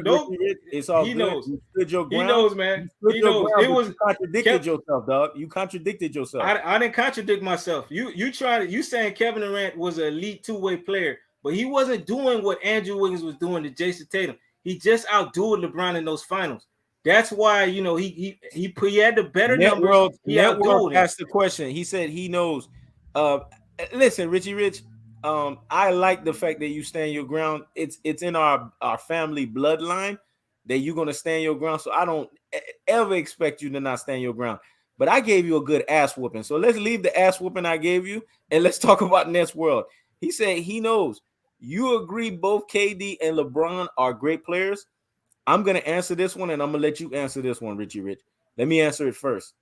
KD's a great player. LeBron is a very, very good player. There's nothing great about LeBron James.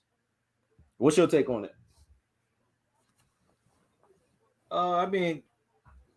KD's a great player. LeBron's a great player too, but he's a great player who's taking shortcuts. So has Kevin Durant, man. These guys were supposed to be the next Magic and Bird, but they both took shortcuts. But they are great players. That's what I feel about them, truthfully. I respect your honesty on that, and I'll be honest. Kevin Durant did take a shortcut. See, I don't shy away from that, but we have to understand LeBron James set the climate for a shortcut because LeBron James was too busy trying to cheat. Kevin Durant was too busy trying to do it the right way, stay with OKC, but LeBron James cheated so much to the point to where he didn't allow the system to be normal.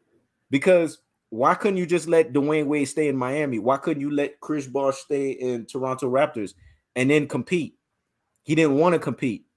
So LeBron James to me is a very, very good basketball player. Great is a word that's thrown around a lot, and people, you just throw that word every second. For me to say LeBron James is great, first of all, he's an errant free throw shooter. He's an errant mid-range shooter. LeBron James makes errant basketball shots.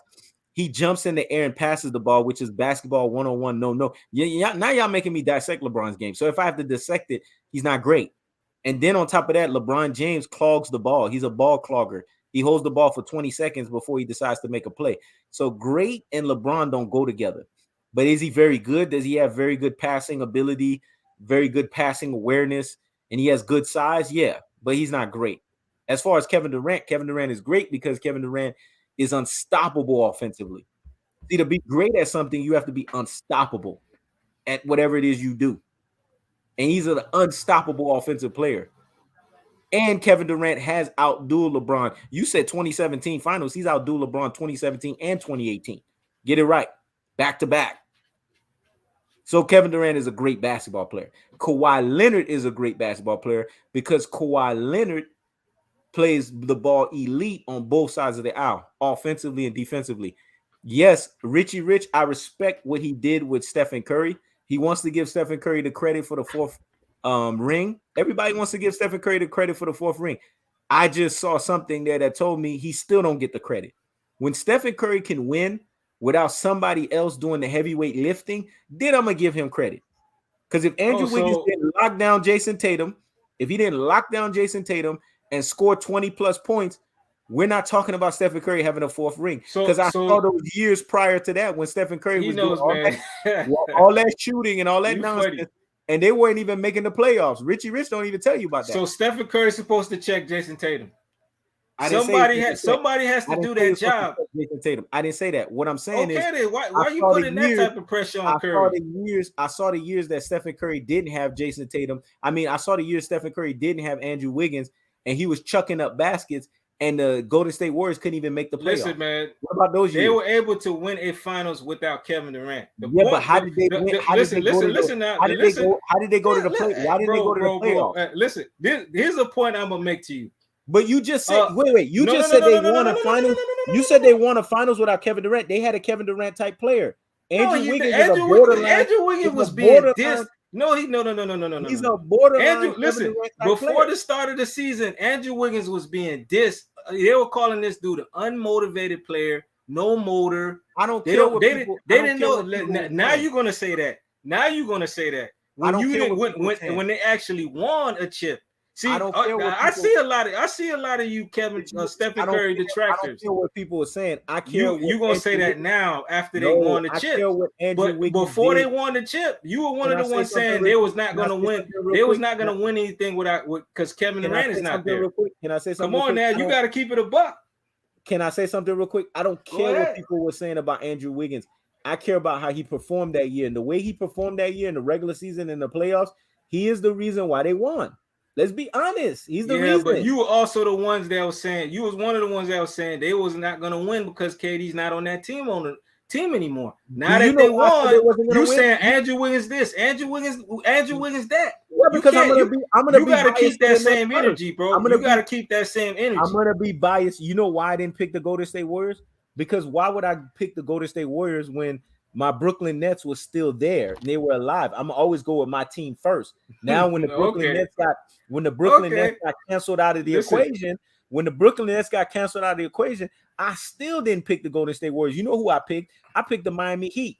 And the only reason why the Miami Heat didn't go where I wanted them to go is because the Miami Heat got injured. If the Miami Heat didn't get injured, I'm going to say this. The Miami Heat would have beaten the Golden State Warriors in 6 games.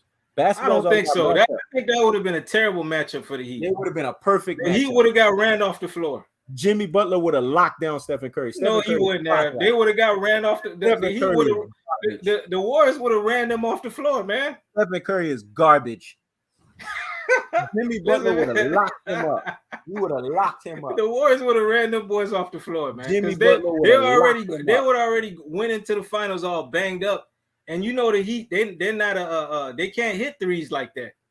You know what I'm saying? Like they used to. Y'all gotta stop overrating Stephen Curry. Like Gary Payton said, if I was in the league, I would put Stephen Curry on lock and key. He's right. Stephen Curry is fata. He's garbage. Gary Payton would have locked his ass up, man. Don't give me this overratedness. Stephen Curry is overrated. He's garbage. Listen, man, don't let Curry go ahead and win another one, man. And if he gets another Finals MVP, listen, KD is on the clock. He's got to win, man. Yeah, you think he don't got to win? That boy got to win. He's on the clock this year. I'll give you that. That's the only thing he's on the clock. I remember that a few shows ago, around last year, you were saying KD don't got to win. That boy got to win. Now that these boys done won without him, he has to win. On the clock, Richie Rich. You are absolutely right because I said it on the last show. I said it on the last show, and you remember that. I said this year, Kevin Durant is on the clock. Did I not say that? Yeah, I remember you saying it. And the reason why I said that is because they have a full roster in the offseason with Kyrie Irving and Ben Simmons. Oh, light up the bomb one. He said, you tripping? He knows. Oh, you gonna think I'm super tripping because I'm about to say it again. Stephen Curry is fata. He is garbage. Fata in Haitian Creole means trash, garbage. I'm gonna say it. I want everybody to hear it. He is garbage. He is trash. Watch Curry Because wins he's another one and he afflicted. get another Finals MVP. And we're gonna see. And when he gets another Finals MVP, we're gonna see an Andrew Wiggins that came in and saved the day because he guarded the best player and locked the best player. Of course, that's his job. That's his role. That's why he's there for. That's not role. Stephen Curry can't check Jason Tatum. You know why that's he's not 6'9". He's not 6'7". No, in basketball at its highest standard, that was called superstar role right there. That's what it was called. A superstar that played two-way, guarded the best player, locked him up, and did the most important thing. In today's basketball, they call it a role. Man, that's listen, what they call it. Curry can't win with you. So what you wanted? How you wanted Curry to win, beat the Boston? I want to see Stephen Curry win. You wanted Andrew Wiggins to be a non-factor out there. Yeah. You wanted Stephen Curry to carry. That's not how this stuff works, man. Andrew Wiggins was being unrealistic. Thank you. You just answered my question. If Andrew Wiggins was a non-factor and Stephen Curry won the title, then Stephen Curry would have got credit for what he did. But that wasn't the case. That's unrealistic. It is realistic. So it is realistic. Man, okay. It is realistic. So you want Stephen Curry? So when Isaiah Thomas is winning those titles, do heavyweight lifting. When Isaiah Thomas was winning those titles and he had enforcers on his team, inflicting pain and bringing fear to teams, playing defense, and all he had to do was score those points, carry them, and he didn't have to do the grunt work like that. What do you call that? I'm gonna bring up Isaiah Thomas again. Isaiah Thomas was not the guy out there cracking heads. Not only was Isaiah Thomas the enforcer, Isaiah Thomas was the most important player in impact moments. So that's a bad example. Yeah, he was the bucket getter. He was not the guy out there cracking heads. Come on now. Because Isaiah Thomas played elite defense too. He played elite defense too. You trying to put Isaiah Thomas on the same level with Curry? Like Isaiah Thomas don't play defense. I'm not putting him on the same level as Curry. I'm just making a comparison. Isaiah Thomas was not the one doing the dirty work, man. You're making a bad comparison because Isaiah Thomas. I'm not making a bad. I've watched a lot of Detroit Piston footage back in those days. Played up against Magic Johnson. He ripped up Magic Johnson quite a bit in the transition. He stole the ball from Magic Johnson, so he played defense. Stephen Curry don't even know what defense is. He's allergic to defense. Him and defense don't even fall under the same sentence. So let's be honest here. You trying to compare Isaiah and Stephen? Come on, man. You disrespecting Zeke now, man. Listen, you being very disrespectful, dog. You being disrespectful. I'm not comparing him to Isaiah. I'm making a comparison of what Isaiah had on his team as well. Horrible comparison. Horrible. It's not a horrible comparison. He had guys that can play D at a high level. Yeah, but he never on his team. He didn't have to worry about that much. He never had IQ gaffes. He never had IQ stupid moments. Isaiah Thomas delivered. That was the difference. He delivered. Man, you trying to take credit away from Curry, man. Yeah, you gotta understand, a lot of those looks that Wiggins has out there is because of Curry. He creates a lot of scoring opportunities for those guys out there. There's two guys in the NBA that fucked up basketball, and I'm going to tell you who they are. The first one who fucked up basketball is LeBron James. The second one who fucked up basketball is Stephen Curry. Those guys, they could not be retired faster than I could use the word retired. These two need to be gone from the game of basketball. They have ruined basketball, those two. Oh, man. Listen, man, Curry just that's the way he plays, man, and it's worked. He's got 4 championships. He finally got a Finals MVP. No one's trying to put Curry on this level of player that you think we're trying to. We're just all I'm saying is Curry finally deserves some credit, man. That's all I'm trying to say. Those are the two most overrated basketball players the NBA has ever seen: Stephen Curry and LeBron James. If those two can go away and go to sleep somewhere, I'll be perfectly fine with that. Those guys need to leave the game of basketball because they have ruined the game of basketball. LeBron has ruined it from a love participation award era. Stephen Curry has ruined it from the sense that he's making you guys think that the 3-point shooting is what's good for basketball. No, that's not good. That's cool. You think that he knows, but he didn't have to leave his situation to win. Remember, perception is always going to show that KD had to leave and go to the Golden State Warriors. It doesn't matter. It doesn't matter if KD was the guy that delivered. KD left his situation to go there. I'm glad you said It's that because perception, Rich is not giving the full story. The full story is this: Kevin Durant is the gift that keeps giving. Do you know that Stephen Curry's 4th NBA title is because of Stephen Curry? If Stephen Curry doesn't agree with Bob Myers' sign and trade in deal, they don't pick up Jordan Poole and Andrew Wiggins. So Stephen Curry, every time he kisses that 4th ring, he better kiss the fact that 4th ring was a thank you from Kevin Durant. Who got finesse there? It wasn't the Warriors. It was KD. Why did KD didn't have to do that? That boy got finesse, man. KD did that. That's not a finesse. That's a finesse. Did that. No, KD did that because he did that out of the goodness of his heart, and that's the problem. Kevin Durant don't they get helped him get 2 doing rings. Things out of the goodness of his heart. They helped him get 2 rings. So technically, Kevin Durant has 4 rings. Technically, don't forget that. Come on, man. I don't know, man. I think you going too hard on Stephen Curry, bro. I have to go too hard on Stephen Curry because y'all go too hard on Kevin Durant. When y'all start telling the truth about Kevin Durant, I'll stop going too hard on Stephen Curry. Kevin Durant, he's a phenomenal player, man. You know how I feel about him. I just feel that he's flawed, bro. All these players got flaws. So if Kevin Durant is flawed, Stephen Curry is garbage. He's fatra. That's what you're saying. I'm just saying. That's what you're saying, right? Stephen Curry has flaws too.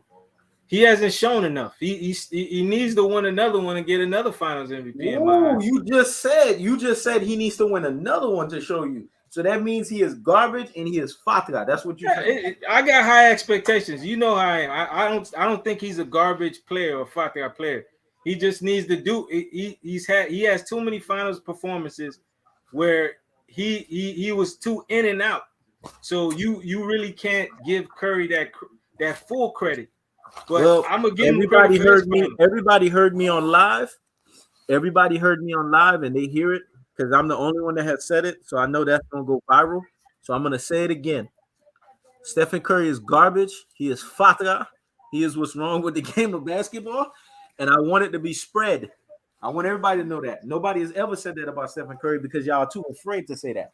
But when it comes to the game of basketball, him and LeBron James are the 2 things that's wrong with the game of basketball. If it wasn't for Kevin Durant and Kawhi Leonard, the game of basketball would be literal shit right now. We're being honest with ourselves. Listen, man. Stephen Curry is the greatest shooter in the game, man. No, he's not. Yes, he is. He has that. That's his thing. Stephen Curry has the greatest attempts. The greatest shooter in the game of basketball is a guy by the name of Larry Bird. See, once again, y'all being duped again. He is not the greatest shooter. Okay, I mean, because Larry Legend won at the highest levels. He played in the 80s against Magic and Isaiah Thomas, and he won at the highest levels. He didn't fold in IQ moments. That is the greatest shooter. Stephen Curry is known for the greatest attempts. So because he has the greatest attempts, by definition, they give him that nod. But he's not even the greatest shooter. Stephen Curry even with the greatest attempts, those percentages that Curry has, no one else has them. Stephen Curry is not the greatest of nothing. Nothing. Listen, man, Kevin Durant, this is a very important year for him. I mean, I like Kevin Durant's game, but that showing from that Boston series, man, yo, you should kind of dial a little back there. That showing in the Boston series was Kevin Durant by himself. He was on an island by himself. He didn't have no help. Come on, man. You know better than that. He made himself look helpless out there, man. Of course he looked helpless out there because it's 1 versus 5. Have you ever watched the Superman movie where it was 1 Superman versus 3 Superman? How was 1 Superman was going to defeat 3 Supermen? How was that going to happen? That's true, but there was times he couldn't even break down Al Horford one-on-one. You know what I'm saying? When Al Horford was checking him, he couldn't get by Al Horford. When you're asked to do everything and you don't have no help because Kyrie Irving thinks that he's a woke dude when he's really a fake woke dude, and he doesn't want to sit out because of COVID, and then James Harden doesn't play, and then Ben Simmons is injured. So now it's just Kevin Durant by himself. People don't act like they don't want to tell the truth behind that. That's what Kevin Durant had to deal with. Y'all act like that's not what he had to deal with. Y'all tripping, man. Listen, man, Kevin Durant is on the clock, bro. That's all that's all I'm gonna say. He on the clock. This year, yes, Kevin Durant is on the clock this year, and the reason why he's on the clock this year is because this year is an off season, and this is the first time that Kevin Durant has a full Kyrie Irving's attention, and Ben Simmons is coming from the off season. So I'll be on wax to say this, because I call a spade here. This is his first year that Kevin Durant is on the clock. If he doesn't get it done this year, it's a disappointment. But this is the first time. All those years before, you guys knew what the deal was with the Brooklyn Nets and why he couldn't get over the hump. The first year he had the Achilles injury. The next 2 years he put the team on his back. He did everything, literally everything, and carried that damn team to the playoffs. Y'all act like y'all didn't see all of that.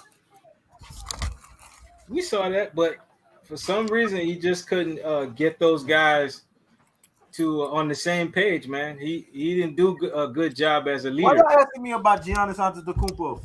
Giannis Antetokounmpo is a great player. Now that's a great player right there because he won the finals the right way. But he ain't no damn best player in the league. The best player in the league is KD. Every time y'all say best player, Kevin Durant need to come out your mouth. If Kevin Durant don't come out your mouth, your basketball knowledge is questionable. Questionable, suspect. Listen, after that Boston showing, his best player in the game title took a little hit, and he has to get that back. If anything, the best player in the title didn't take a hit because that dude averaged well over 30-something points, and he did it all off the strength of his own volition. And at least against Boston, at least he did average no 30 points, man. Go look at Kevin Durant's numbers in that series. He averaged 26 points per game. 42% from the field goal. His percentages were way down, man. He looked pedestrian in that series. All right. Thank you. KD needs the Curry can't even have a Wiggins or Polo. See, these guys, man, that's the problem that I keep telling everybody. They don't realize that. But this was a great live, Richie Rich. We got a lot of great engagement. I like the back and forth that we had. Hey, y'all need to continue to tune in because next week Monday this is gonna be a continuation of this type of back and forth because I'm not gonna stop saying that Stephen Curry is garbage. He's fata. I want the world to know that. Every time I talk about Stephen Curry, that's why I'm so against him. He's garbage. He's fata. LeBron James, he's not garbage or fata because he beat Stephen Curry. So he's actually what we call better trash. He would be considered horse manure. LeBron James is horse. Man. You better not let Curry win another ring, bro. Because if he does, you're going to take a long sabbatical, dog. LeBron James is horse shit, and Stephen Curry is just plain old garbage. That's how I feel about the both of them. You want my honest opinion? That's how I feel. But anyways, anything you want to say before we leave, man? I mean, yeah, this was a great live, man. This, sometimes we gotta have this back and forth because let's understand. We all are not robots, man. We all have our different viewpoints of how we think the game.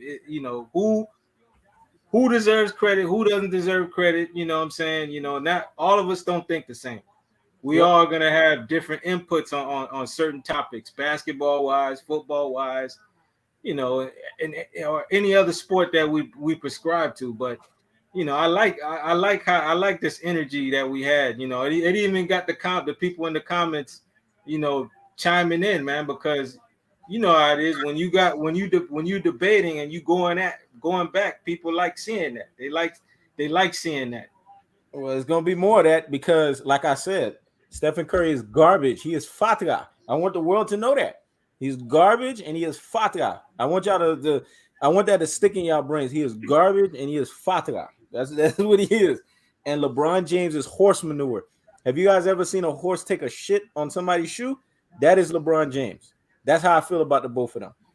So please don't talk about those two guys to me, because if you do, then I have to expose the both of them. This has been a great live. We're gonna continue on next week talking about Stephen Curry is father and he is garbage, and we're gonna talk about how his NBA Finals. As a matter of fact, we're gonna dissect his NBA Finals to the T and talk about how all of them was an asterisk. It was real. Y'all take care. Y'all enjoy. Richie Rich is right. We're gonna engage, and y'all be easy. Peace. Peace.